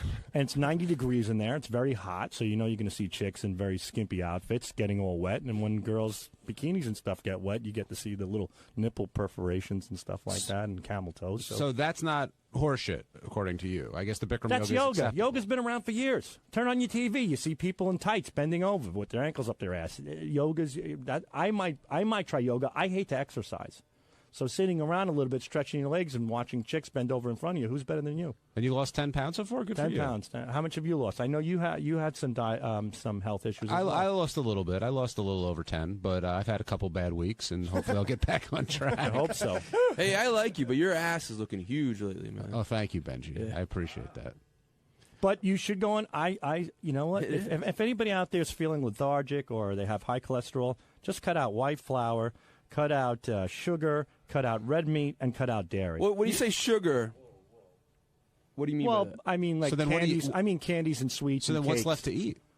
Well, you got shrimp, chicken, pork. You got vegetables. You got olive oil, whole wheat breads. And what was with I make whole wheat pizza. What was with the olive oil statement at the end when you were in there? It's the greatest thing in the world, olive oil. I'll put it on my fucking Cocoa Pebbles. I love the fact that you can. No, but olive oil is like the greatest thing for you. It really is. But my question was more, what made you say, "Oh, by the way, Howard, I just want to tell you about olive oil"? Because I think it's a big misconception. I think when people think of oil, they immediately think that it's nothing. It's fattening. But it's not. Olive oil is not fattening. Olive oil. You want things with mono and poly unsaturated fats, and that's what olive oil has. So look, if you want a diet and you're an Italian like me, get a piece of whole wheat Italian bread, put a little olive oil on, a little garlic powder, some fresh garlic, chop a little onion on it, put some sliced red plum tomatoes, and drizzle it with olive oil. Forget it. You won't think you're dieting. Is this some part of a olive oil occult or something? No, well, my dad's getting involved in the olive oil business, but no. That comes from Libya, his olive oil. I don't know what he's doing.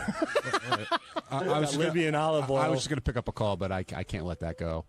He's got a Libyan olive oil business? I just picked up my dad from Sicily, and he now told me he's in the importing exporting business. Okay. And he says he's got olive oil, very cheap at $1.50 a liter, which is unheard of. Coming from Libya? Yeah. So, well, I said, wow. Well, he just came back from Sicily, so I thought it was from Sicily. And I said, Dad, that's amazing. I go, $1.50 a liter from Sicily? He goes, no, it's not from Sicily. It's from Libya.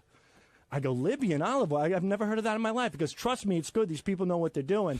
And then my mother goes, but wait a minute, isn't that Libby and olive oil cut with another oil? And he goes, shut up when you don't know what you're talking about.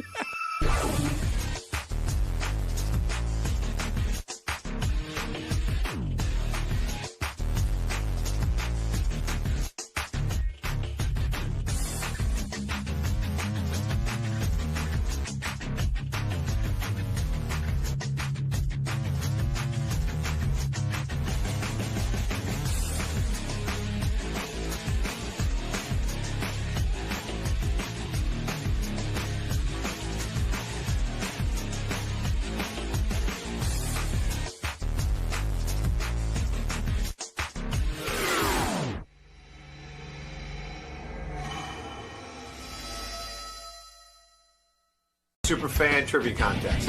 Guys, are you ready for this? Oh, yeah. Oh, I'm absolutely pumped. Been listening all my life. I'm ready. I'm ready. We're a little worried about my age, but I'm ready. Anyone nervous? I'm very nervous. Why are you nervous? Just being in the studio with Howard. You think it's going to be tough being in front of him, in front of Robin, Artie, all the guys? Yeah. What about Matt and Steve? Is that a factor? I would have said that before, but Artie just came in here and Gary and talked to us. So I'm not that nervous. Calms your nerves a little bit? Yeah, the only one I haven't really seen is Howard and Robin. We've met everybody else, so. I think it's absolutely a factor. You can, sit at home and get every question right, but when you get under the lights and that sort of thing, you'll do stupid stuff. Yep. All right, guys. Good luck today. Thanks, man.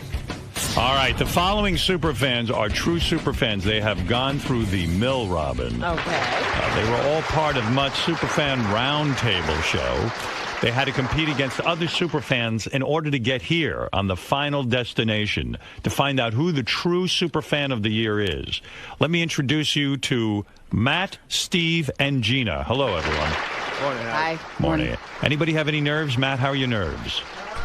Why am I not hearing you? Once again, I have screwed up. All right, go ahead. Why am I not... talk about your nerves. Are you nervous? You know what? I was nervous walking in here, outside, walking into the building, but once I got inside, everyone was so cool. Like, Artie and Gary came into the green room, talked to us. Artie gave us a DVD, signed it. Matt's from Boston, I take it, when you say Artie? Yes. All right. Steve, what about you? How are the nerves? Doing pretty good. You're all right. Absolutely. Not a big deal to be on the radio. Yeah, it's old hat. Okay. Gina, what about you? Hi. Hi. Nerves are shot. Nerves are shot. A little bit nervous. Yeah. Try to stay calm. This is a big deal. This is for $5,000. Matt, what do you do for a living? Are you independently wealthy, or could you use $5,000? I could use $5,000. I own a snack distribution business for Utz potato chips. Oh, nice. I hear you guys make a pretty good living. Yeah, it goes good. Yeah. It's all gluten-free, too, Robin. All the chips are gluten-free. Yeah, I like the unsalted Utz. Yeah, they're very Robin good. does not eat salt unless she's in France. And I got a baby on the way. Salt in France. On your French fries? They do not salt the French fries All in right. France. I keep telling you that. Good for you, Robin. Matt, I wish you luck today. Steve, I'll get back to you in a minute. Steve, what about you? What kind of living do you make? I'm a photographer. I run 2 moto photos in Jersey. So portrait photography, digital imaging, that sort of thing. $5,000, that would come in handy. Yeah. What would you use the money for if you win? Buy somebody an iron lung or All right. kids on vacation, something to that Gina, effect. what about you? I'm a human resources consultant. Business. You make a lot of money? Not in this economy. $5,000 is going to be a nice little prize. Gonna help a whole lot. I want to thank our friends at Beck's Beer for the $5,000 prize, and let's find out a little bit about our competitors. Matt, you went on Mutt Show how many months ago? It was like a month ago, and I got on against another guy, and I kind of lucked out because the other guy got a bunch wrong, and I got like 4 right. I see. So you did okay. Yeah, I good enough to win. Good enough to win and be qualified for this Superfan contest. Yep. All right, and make sure you keep an eye on Steve. He's staring at me like a mental patient. All right. All right, Matt, listen to me. It's all right, Steve. You can stare at me. Believe me. When I look in the mirror, I stare at it, too. How long have you been a fan of the Howard Stern show? My father used to tape the Channel 9 show in the early 90s. That was the first time I was really aware of you. Right. And when you came on BCN in Boston, probably around 94, I started listening to you then. So anything before 94, you're probably a little shaky on. Most likely, but I mean, a lot of stuff you have talked about over the past 10 years, so, Steve, when you hear a guy started listening in 94, what does that indicate to you? Is he an easy opponent? I laugh at him. You do. When did you start listening? I've actually been listening since NBC. NBC years, wow. Literally in the past 15 years, I think I've missed one show. One show? Yeah, maybe two. Gina, do you laugh at a guy who's only been listening since 94, or are you in the same boat? No, I've been listening since WNBC, since you came to NBC. So you have a real distinct advantage over Matt, don't you? I do, but I'm very nervous. Matt, what's your problem? Your headphones not working? It's going. I can hear you in and out. Yes, well, that's what usually happens around here. Scott's been setting up for about 2 months, and I don't want to get him in trouble. And there's always a problem. All right, let's get back to you, Matt. I hope this doesn't distract you too much, even though everyone's working on your headphones while I talk to you. But the show moves on, as you know. It's a very professional show. Is that a little better in your headphones now? Yeah, so far, so okay, good. Good. All right. Let's talk about the fact that you once went to see Artie at a comedy show. You're such a fan. You went to support Artie. 7 years ago, Comedy Connection in Boston. And Artie yelled at you during the show. Isn't that right? Yeah, I was drunk, and it was right after that Tiger Woods bet that he made. Where he bet $5,000 Tiger Woods wouldn't win. Right. And I kept yelling out Tiger Woods. I was being annoying. I yelled out Dirty Work. I yelled out Mad TV. And then you were like, dude, it was funny the first time. You wouldn't like it if I kept calling your girlfriend the C word. And wow. that was when we first started dating. She's here, actually. But as a super fan, is it a great thing when Artie says you wouldn't like it if I called your girlfriend the C word? In other words, that's the greatest acknowledgement to get to some interaction with Artie. Oh, I was thrilled just to get on his radar. Right. But she was pissed off at me for a while. So heckling Artie, yeah, she probably thought you were a douchebag. Oh, right? I can't believe she stayed with me for the 7 years. But heckling Artie was kind of a good move because you got interaction between you and Artie. Oh, yeah, I still talk about it to this day. And that's every superfan's need to somehow get involved with the show. That's how much of a loser I am. You say some of the things you love about the show. One in particular is Eric the Midget. You got to make Eric, if you stay on after this contract's up, you got to have an Eric 102.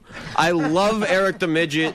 Why is Eric the Midget so controversial? There are people, I read the email every day. There are people who love Eric the Midget and people who hate Eric the Midget. There's almost no in between. What is it you love about Eric the Midget? Because I'm in your camp. I think Jimmy Kimmel says it best when he's like, the way Eric gets on the phone and talks to Howard as if he's an equal and yells at him, and it's like there's awkward silences. I mean, I could listen to it all day. I go on YouTube and listen to, there's some guy that puts up clips of every time he calls in. Right. I sit there for hours at night listening to clips of Eric the Midget bitch about this and that. I mean, Eric, do you hear this? You're getting accolades from a super fan. You have a fan. Thank you, Mike. It's Matt. Hey, Eric, I love you. I love you.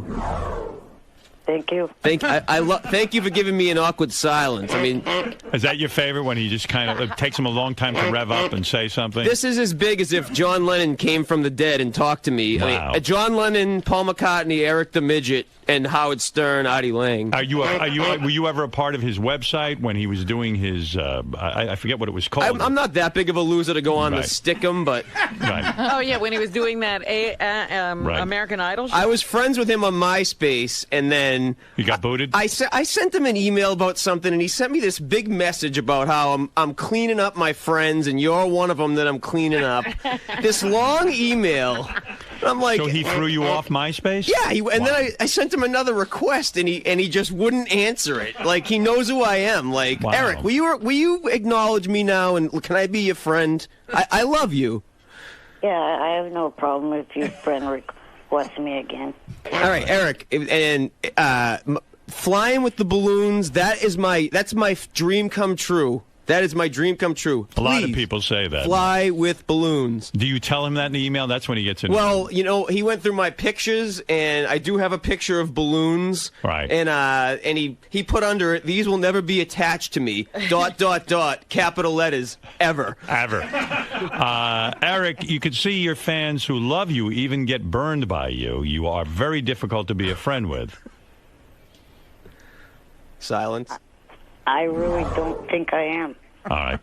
Eric, before I move on, because this is a big contest, I know you were on hold for a while. Did you have something you wanted to say?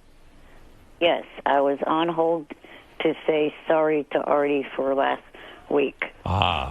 Wow, that's very nice. Apology accepted, Eric. Thank you. Wow, that's a big deal. You know, Eric had been a little rough on Artie because Eric was looking forward to making his stand-up debut. Well, no. That was the original reason. But I was getting one side of a two-sided story, and the one side I was getting was making it sound like Artie was ripping. All right, you know what? Even Matt is having a good time right now, and he loves it, and he's quelling as you tell your story. But this is about the superfan. This is about the superfans. Competition. And Eric, I'm going to say that was awfully big of you to call in and apologize to Artie. Artie, you do accept the apology? Absolutely, and I would never rip anybody off. I'm very professional. What are you eating right now, Artie, so people know? Bacon and eggs. Bacon and eggs. Oh. Eric, accept me. Matt Ryan.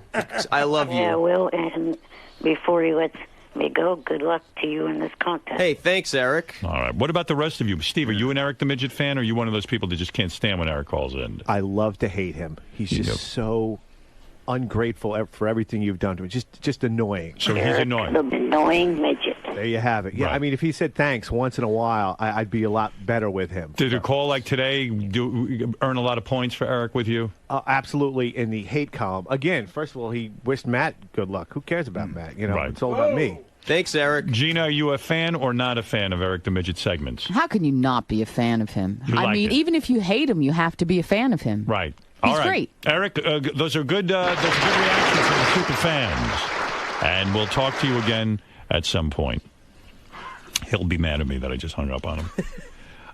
You also, Matt, to finish up, you got to meet Hank the Angry Dwarf before he died, which is a huge thing. Yeah. To meet him was really special. It was like a week before he died. Right. And you have a girlfriend who is 7 months pregnant. You're not marrying her? You're just going to knock her up and not marry her? Well, we've been together for 8 years. It's like we're married. Why won't you marry her? Because neither one of us believe in marriage. Oh. She never really has. I had you talking for 10 years about how not getting married, and then... But I mean, I don't know. He left you high and dry, right? Well, you know, we're in love, and she's here. She's 7 months pregnant. We're gonna name him Jacoby. Why not Howard? I mean, why? You know what? I said that, and she scoffed at the idea. Really? She didn't want to do it. I don't know. But you know, I don't understand why more super. I'm talking about super fans. Why wouldn't they name their children Howard? Emily, if you're listening, I mean, Howard Stern himself is saying it, so. Yeah, really, I request that. All right, let's find out about Steve. Matt, thank you and wish you luck today. Thanks. Steve, similarly, you are a super fan. You went on Mutt Show how many months ago? Again, about 3-4 weeks ago. 3-4 weeks ago. You competed against how many people? Just one. Just one. Did you kick this person's ass or was it close? Unlike Matt, I got 5 out of 5. You were like right on target. Oh, absolutely. It was not a problem for you. Sure. Right. And any years of the Howard Stern Show, you were very, very with it. You know about the NBC years. Absolutely. You know the Channel 9 years. You know it all. All right. And it said in your notes that you're such a super fan that you plan your vacations around the show's schedule. Yeah, I mean, it's been getting tougher and tougher. I mean, actually, with the 10 weeks, it's a little bit easier, you know, that sort of thing. But like I said, I haven't missed a show in probably about 15 years.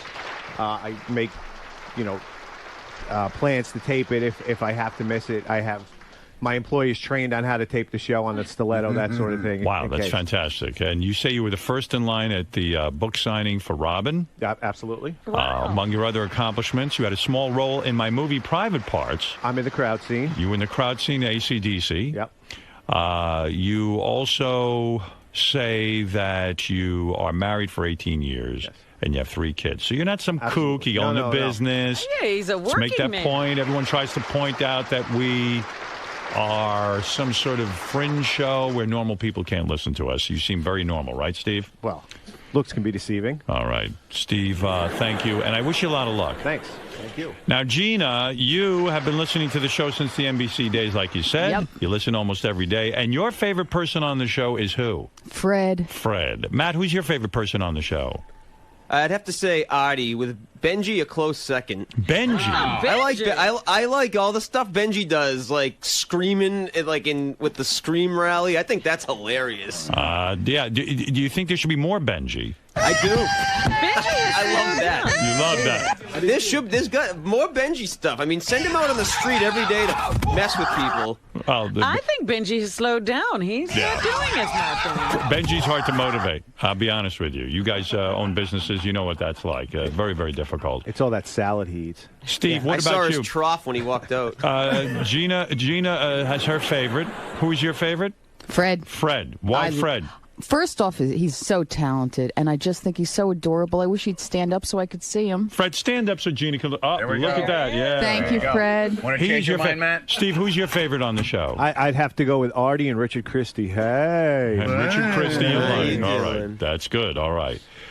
You go to the Killers of Comedy shows, Yes, Gina? I do. You've met Beetlejuice. Many, many, many times. What was that like? As you know, on Howard TV right now, the Beetlejuice reality show is in full swing. We're on episode number 4. It's getting very, very high ratings for us. It's awesome. Yes. It's definitely awesome. What was it like when you met Beetlejuice? I've known Beetle for years. He's such a sweetheart. Is that a big deal to a super fan to attach yourself to a whackpacker where they get to know I don't know you? if it's become a little bit more than that. Like, he knows me when he sees me. Right. You know, I mean, I'm friends with Bob Levy, so I kind of see them outside of that whole realm Right. of comedy shows, too. Do you feel that you are a bigger super fan than Matt and Steve just based on your associations with, let's say, Bob Levy or Beetlejuice because you have personal relationships with Well, people also from the show? because I live close by and I get to go to a lot of. I was at Beetle Bash a couple of weeks ago. Oh, you were at Beetle Bash. I was at Beetle Bash. I mean, I've been to a lot of. And how did you do when you were on Superfan Roundtable? How many weeks ago were you on? I was on 2 weeks ago. And how did you do? Did you just trounce your competition? I think I did real well. And did you get all 5 questions right? I think I got 4 out of 5. All right, that's not bad. I missed one. Steve, you got 5 out of 5. Matt, you didn't do as well.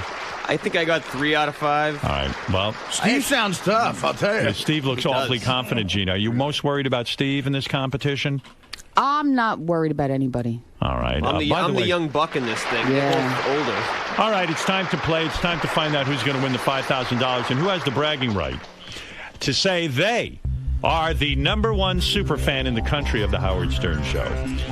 Let me tell you how this is going to work. I'm going to ask you a question. You write down your answer. When I say put your pens down, you must put your pens down. And then I'm going to ask you for your answer. We're going to start out with some easy questions. They're each worth 5 points. These should be no problem for any super fan, Robin. All right. Now, for the average guy sitting at home, these might be a problem, but not if you're a super fan. Come on. These are tough questions. All right, these are easy questions for the super fans. Steve's got an advantage over me. He's only missed 1 or 2 shows. I've missed a bunch. That's right. Artie's missed more shows than you. All right, for here we showing go. up, We're going to start with an easy one. It concerns Robin. What is Robin Quivers' middle name? Now, if you're a super fan, this is nothing. Everyone is writing quickly. Matt looks like he's scribbling and then crossing out. He's drawing a little bit of a I'm blank. having a spelling problem. Don't worry about spelling so much. You don't have to spell it right, as long as we get the idea. Steve's pen is down. Gina's pen was immediately down. Matt's pen is now down. All right, let's go to Matt first for 5 points. Matt, what do you have? Ophelia. Ophelia is correct. Let's go to Steve. Steve, what do you have? Ophelia. Ophelia is right. And Gina, what do you have? Ophelia. Ophelia is correct. Everyone has right. 5 points. Everybody on the board. All right, here's another easy one. How many children does Howard have? This is only for 5 points. It's an easy one. How many children does Howard have? All right, let's go to... Steve's still writing. All right, Steve. I get a feeling Steve is bragging by actually writing the kids' names down. Right, I think so. I think that's what's going on. All right. Gina, what was the answer? 3. 3 is correct. Steve, what was that you were scribbling down? 3, Deborah, Emily, and Ashley. That is correct. And what do you say there, Matt? 3 is correct. Okay, everyone has 5 points. On radio. Now, wouldn't it be funny if the next question is, what are their names? Well, let me tell you something. I mean, to know all 3 names is pretty good. In fact, you spelled Deborah wrong. It's Debra, but that was pretty good. You said spelling doesn't count. It does not. Okay, here we go. For a short period of time, Ivy Supersonic dated which member of the show? Now, again, this is very easy, Robin. Very easy. That's 5. The 5 pointers. I'm surprised by the ease of these questions. All right, I'm going to go to Steve first. Steve, what do you have? Benji Braun. That is correct. Let's go to Gina. Benji. 5 points. Benji. 5 points for Matt. There you go. And Steve is such a super fan, he wrote down Ivy's cell phone number, which is pretty incredible. right. And one more easy one, just to show people how good you guys are. Here we go. Who from the staff once claimed to have received blowjobs from over 80 women? Someone on our staff received over 80 blowjobs. Well, he actually didn't receive them. He claims he received them. We don't know what happened. All right. Everyone is putting their pens down. Let's go to Matt first. Matt, who did you say? John Hein. John Hein is correct. 5 points, Steve. John Hein. That's right. And Gina. John Hein. John Hein for another 5 points. Everybody's on the board with 20. Everybody's perfect. Everyone is perfect, but let's move on to the 10-point questions. This is exciting. This is Superfan Trivia Contest. All right. That was great. Fred's some genius, huh? All right, here we go. These are for 10 points. They get a little bit harder. Let's see how you all do. What breed of dog is Howard's dog Java? All right, let's... what breed is Howard's dog Java? As you can hear by this music, Robin, it gets a little more intense. Yes, yes. The intensity of the music indicates the harder question. That the ante has been upped. The ante has been upped. All right, let's go to Gina first. Gina, I had a dog named... Now, this is kind of a tricky question because everyone knows I have another dog. Yes. But what kind of dog was Java? A lab. A lab is correct. Let's go to Steve. What does it say? Golden Retriever. Golden Retriever is wrong, Steve. And let's go to Matt. Yellow Lab. Yellow Lab is wrong. It was a black lab. Oh, come on. I could have just put Lab. No, the judges, you put the color. I think the judges say it's wrong. It's wrong. You should have just said lab. Keep things vague. Matt. Well, now we have someone in the lead. Gina, you're in the lead now by 10 points with 30. The boys both have 20. Steve, what went wrong there? Brain fart. I mean, come on. I talked about that dog for years, Matt. Come on. That's after you. I took a shot in the dark. I shouldn't have written the yellow, though. All right. Here we go. This is going to get harder. It ain't going to be easy. Which web temptress did JD ask to have her dog eat peanut butter out of her pussy? Oh, boy. Wow. Let me repeat that because even I had problems with that. You butchered that one. Which web temptress did JD ask to have her dog eat peanut butter out of her pussy? In other words, JD was on the air, and he was into this, going to these websites, and he would ask women to do disgusting things, and we found out he was asking women to put peanut butter in their pussy. And have a dog eat it out? Right. It was really weird, and this was not on the air when he did this. He would ask women to do disgusting things like possibly fuck him. All right, let's go to Gina first. Gina, what do you have for us? Pussy fur. Pussy fur is wrong.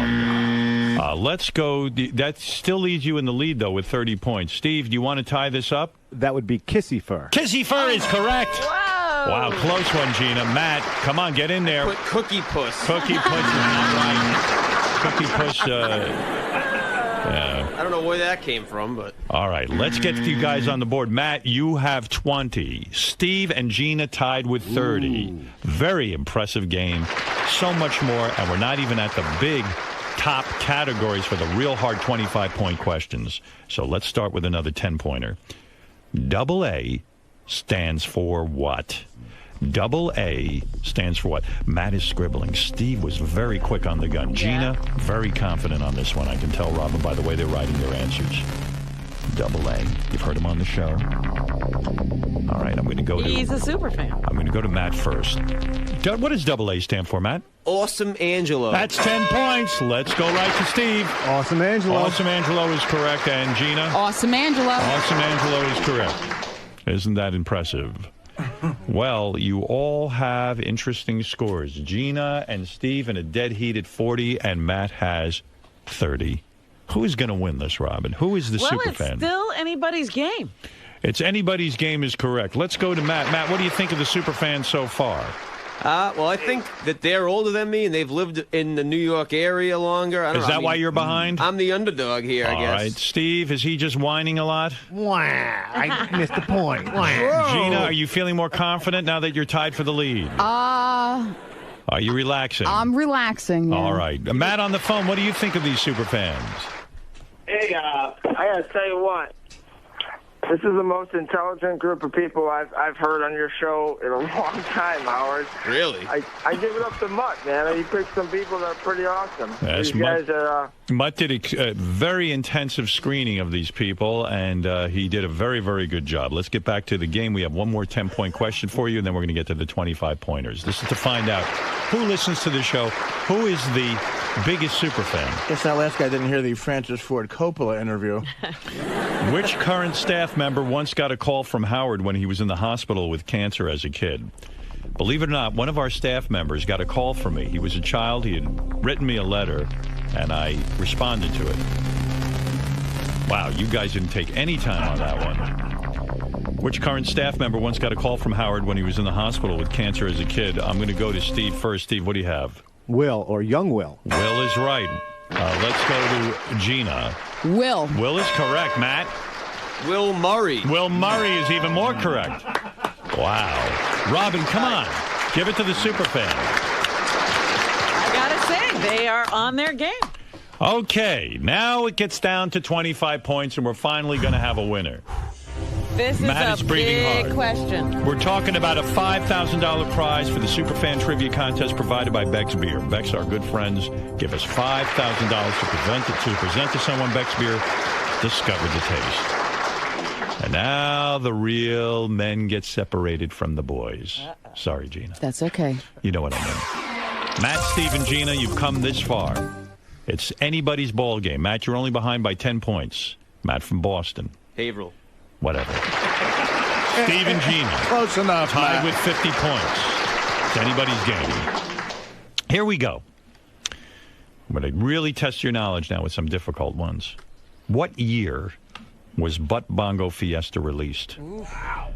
It was one of those best-selling videos. We did a pay-per-view special around it as well. It was a #1 pay-per-view special. It was a #1 video. What year was Butt Bongo Fiesta released? If you don't know, it always pays to guess, because you're not penalized for getting the wrong answer in this game. I see Gina very confident, Steve shaking his head, annoyed with the question, Matt shaking his head, just ready to vomit. And I'm going to ask you to put your pens down. All right, let's go to Steve first. Steve, you're shaking your head. Dates are my week. I put 96. 96 is wrong. I'm sorry, you're not getting that one. Gina, do you know?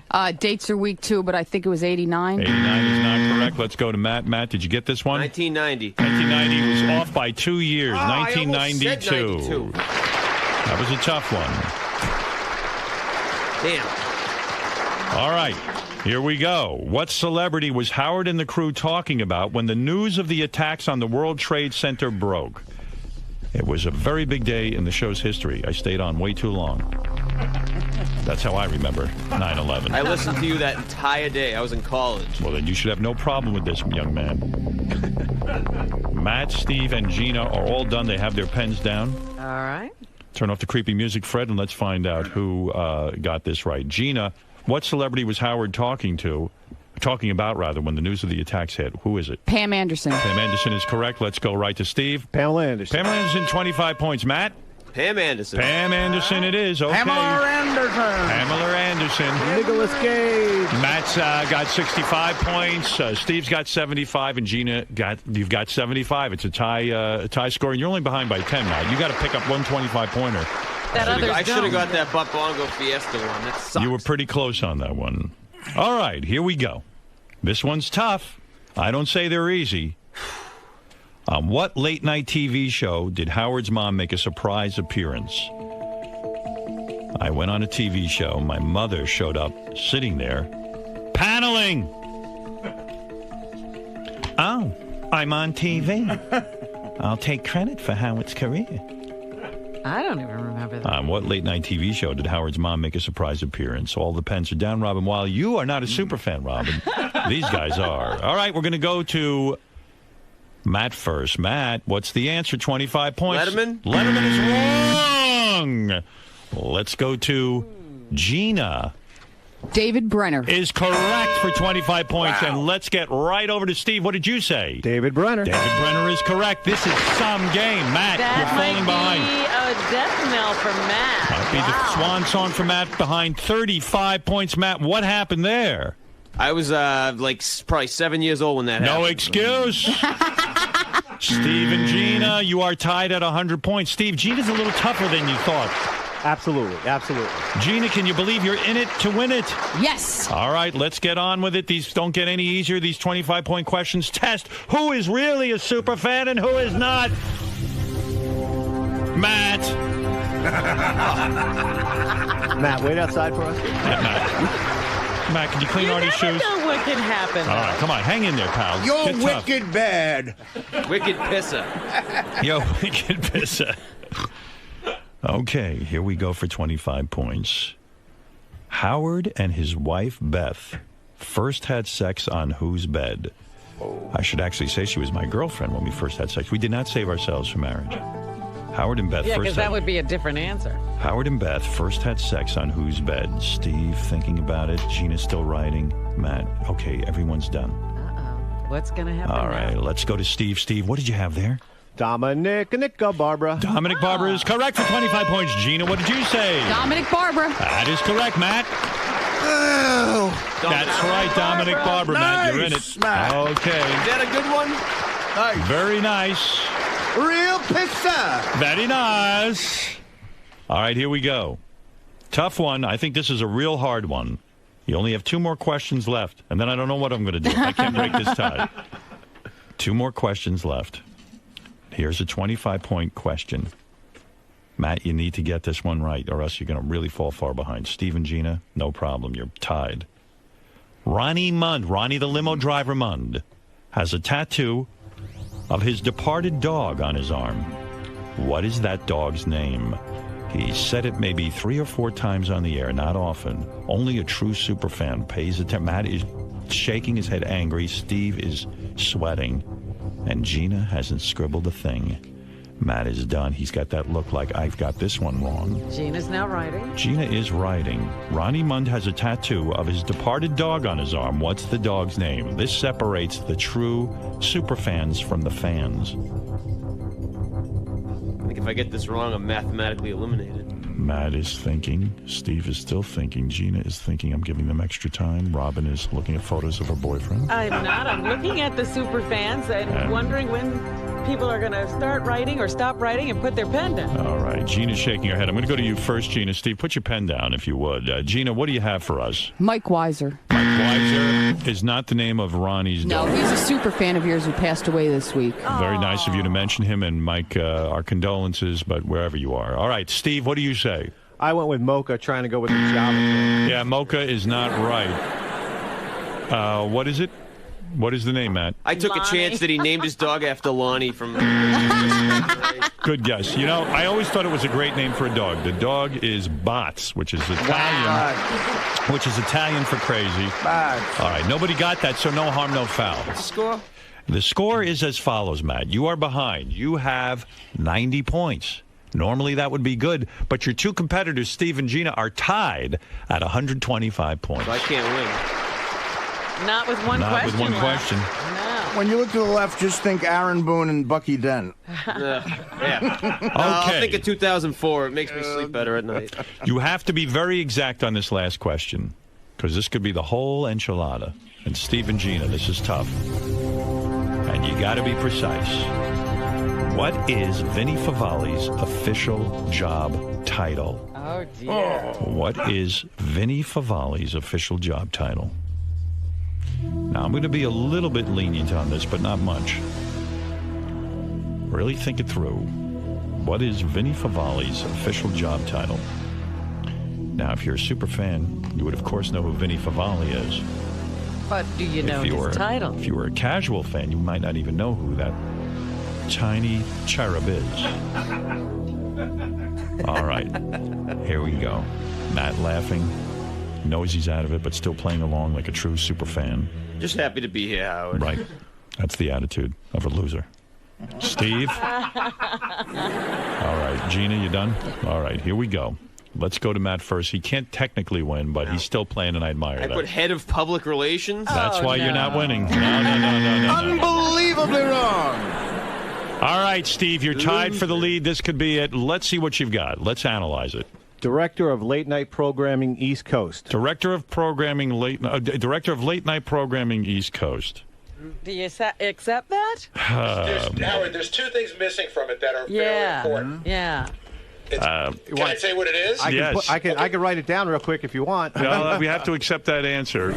It's the two things that are missing are CBS and Vice President. Vice President. Yeah, right. it's CBS Vice President of Late Night Programming, East Coast. Not director.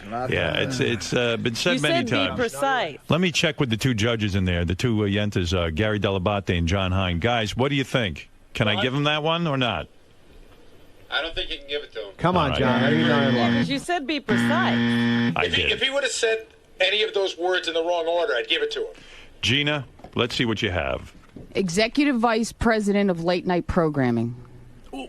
Missing CBS. She's missing East Coast. East Coast is crucial. If I saw East Coast or CBS, I'd give it to you, Gina, but I can't. That's crucial. Neither one of you get it. CBS Vice President of Late Night Programming, East Coast. Because West Coast would mean something. Yes.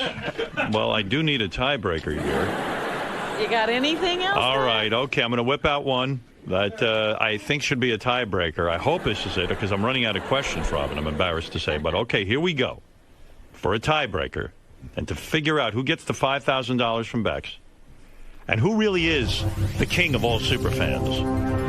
You, whose name we will hail if you win. It's either Steve or Gina, truly, of all time. Here we go. Matt, play along because we love to hear your accent. From Haverhill. Okay, here we go. What movie did Howard and his ex-wife Allison see on their first date? I've mentioned this in my books. I've mentioned it many times. I just read Private Parts. I can't think of it. Matt, calm down and think. That's why you run into trouble. And in fact, because this is a tiebreaker situation, you could at least redeem yourself with this one. My ex-wife is from Haverhill. Family from Haverhill. You should know this. I do know that. All right. But that's not what we need from you. Let's get this one going. What movie did Howard and his ex-wife Allison see on their first date? Think about it. I've said it a couple of times on the air, and I wrote about it in Private Parts. Any true superfan would use that as their Bible. All right, put down your pens, and let's go to Gina, who is nodding her head. What did you have? I don't have anything, Howard. Nothing. I just reread Private Parts. Not too, even to prepare for this, yeah. All right, sorry, Gina. Steve, what do you have? Come on. Stab in the Dark. Rosemary's Baby. Not right, but a good guess. Pays to guess. What do you have, Matt? I put Butch Cassidy in the sun. And then I wrote a little note to Emily. I love you, Emily, and Jacoby. All right. Robin, you know the answer to this, don't you? I do not. It's my baby. I know. Go ahead, Fred. Lenny. Lenny, yes, the movie Lenny Bruce. Benji knew it too. Starring Dustin Hoffman. Yeah, Dustin Hoffman. And Valerie Perrine. Valerie Perrine. He don't really know. That would have been a good Mega cheese. It's mega cheese, Jamie. That's right. You still have a tie. We still have a tie, so I'm going to go to another tiebreaker. We might be here all year. Well, that's one way to keep us from going on vacations. We never get out of this game. Okay, I'm giving you another tiebreaker. Super fans, put on your thinking caps. What Tom Cruise movie did Kenneth Keith Kallenbach have a scene in before it was cut? Kenneth Keith Kallenbach recently died. We miss him. He was a big fan of the show himself. I don't Contacted think us. this is going to be a tiebreaker. And got on to have his sort of fame in his areas and died in prison, actually. But what Tom Cruise movie did Kenneth Keith Kallenbach have a scene in before it was cut? The super fans are writing. Steve is the last one to put his pen down. I'm going to go to Matt first. Oh. Matt, go ahead. I said Rain Man. Rain Man is not correct. Steve, go ahead. I originally wrote Jerry Maguire, but I believe it was Vanilla Sky. Vanilla Sky is not correct. Let's go to Gina. Gina? Jerry Maguire. That is correct. You screwed yourself, Steve. 25 points. You are a super fan extraordinaire. Wow. Well, Steve and Gina are making out. Matt shaking hands. Howard. Steve, I thought you had that Steve, one. you had I did have it. I What crossed went it wrong? out. You crossed out the right answer. Yeah. You had Jerry Maguire. Why did you cross it out? I just I knew that was Artie's movie. That's too. the same one I got cut out of. Yeah, Yes. but it was the two of them I'm a together. loser. Steve, you didn't make it. Matt, you didn't make Well, as it. Adi always So says, close. the year I was born was the year Steve got his first DUI. So. We hail Gina. Oh my yes. God, I can't believe I won. Very beautiful Gina, who hangs around with Beetlejuice and Bob Levy. She hangs out with all the Whack Packers. Gina, what's your last name? Wasik. Wasik. Gina W-A-S-I-K. Steve, what's your last name? You did well. Ashoni. Ashoni. And Matt, what's yours? Ryan. Ryan. Well, Gina, you are a winner. Congratulations. $5,000. Now to present your check is a gentleman I hail who makes the greatest beer of all time. You want to see a genius? Here's a man who follows the laws not of the United States, but of Reinheitsgebot, the laws that govern beer purity of 1516. We're talking about a man, a true hero among men. From Beck's to present your check is Bob Davis. Hi, Bob. How are you, Howard? I don't think he actually makes the beer. Do you? No German accent, nothing. Not today. Shame on you. Bob, how do you make such a great beer, and why don't the other beers follow Reinheitsgebot? What's wrong with them? Well, they don't have the support of the Howard Stern show, so that's what keeps Beck's as the #1 imported German beer. So we love appreciate it. our sponsorship We here. love it. And what can you tell Gina? Can you give her some good news from Beck's? Gina, congratulations. Thank There's you. The 3 super fans here, and you are the super fan. And we have $5,000 here to Yes, present she you is. as the super fan. Thank you very much. Gina, how will this money be used so Beck's can get back to their corporate offices and Pay bills. Pay bills? Pay You're a bills. little behind right now. I got some insurance nightmares going on. Do you enjoy Beck's? I love Beck's. That's the spirit. Well, thank you so much, Bob. You got to be proud of these 3 contestants, and we thank you for providing us with the $5,000. Can I get a 12-pack as a consolation prize? Come on down to the party tonight. We'll take care of all of you. What's the big party? What do we got? You guys are the Superfan show is going to be at Sutton Place tonight. And you are going to be there? Absolutely. With the beer and everything? We will have some sampling available. Well, there you go. Right, 2nd Avenue. Yeah, it's a cool place. How far from here is that? That's surprising. Artie's been there. You want directions? No. I can give you directions after the show. I'll tell you what, for Steve and Matt, because you guys are good sports, and, listen, Gina got the big prize from Beck's. I'll give you some a lower cash amount if you would like. I'm going to give you each $500 cash and a $500 Steven Singer gift card, courtesy of Steven Singer Thank Jewelers. you, Howard. That's awesome. Visit IHateStevenSinger.com. And if anybody needs to see me, I'll be jumping out of any window I can find for the next. It was a big deal to lose this. Yeah, huh, Steve, I really my thought pride, you had my it. pride more than anything. Gina, you were nervous going in. You were afraid, as Steve admitted, and now. Oh, yeah. I Yeah. mean, I've been very, very nervous. And, I've got to thank Mutt.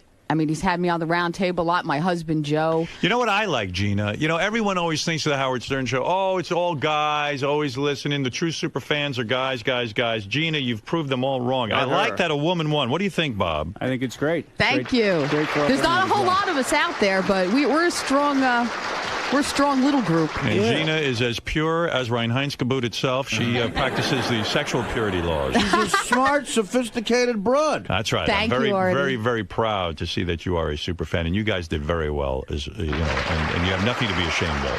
Howard, thank you so much. This is a dream come true. Please resign. Please Thank you, resign. Matt. Thank you. And Steve, thank you. Thank you, Howard. And Gina, thank you from Superfan Trivia Contest Thank you all. Extraordinaire. Gina, you have the bragging rights, and you are the greatest fan of all time. Thank you, Howard. And Bob, you are a great sponsor. And now I say farewell from Superfan Trivia Contest. Hey, I'm the guy that screwed everything. Nice to meet you. Oh. Steve, what happened, dude? Oh, I had it. Oh my God, the pride that I am. Yeah, go laugh over there. Oh my God, I had it. I wrote it down, and like I said, I just can't believe what I just did. I can't. You always go with your first answer, and oh my God, there's no words to describe what an idiot I am right now. So What's up? What went wrong, man? Well, I mean, I'm 15 years younger than these guys. I mean, I'm from Boston. He was only on in Boston from '94, but no excuses. I don't know. I choked kind of. I didn't know some of them. I was like 7 years old for some of those questions. So, what are you gonna do? It's the fact that they've been around longer. Yeah, if I had any reason, that would be the reason. But dream come true to come up here. People have paid a couple $100,000 to sit in the studio, so just the experience is great. And Howard was nice to give the $500 consolation prize. So awesome, awesome, awesome. You guys have been awesome. Gina, come here. Congratulations. Thank you all. Hi, Lisa. How surprised? I love you. You're the best. Thank you. It's about you. So were you shocked? I'm shocked that I won. I was so nervous. I was so nervous. I mean, I've been nervous for 2 weeks. I've, I knew my stuff, but, reading private parts again and all of that, and it's nerve-wracking. What do you think of the questions? The questions were hard. I mean, the first few were easy, but believe me, those questions were very difficult at the end. The tiebreaker was... He had it. Those last couple questions. He had it. You guys either both knew it or both didn't. Yeah. Yeah. It was. They were.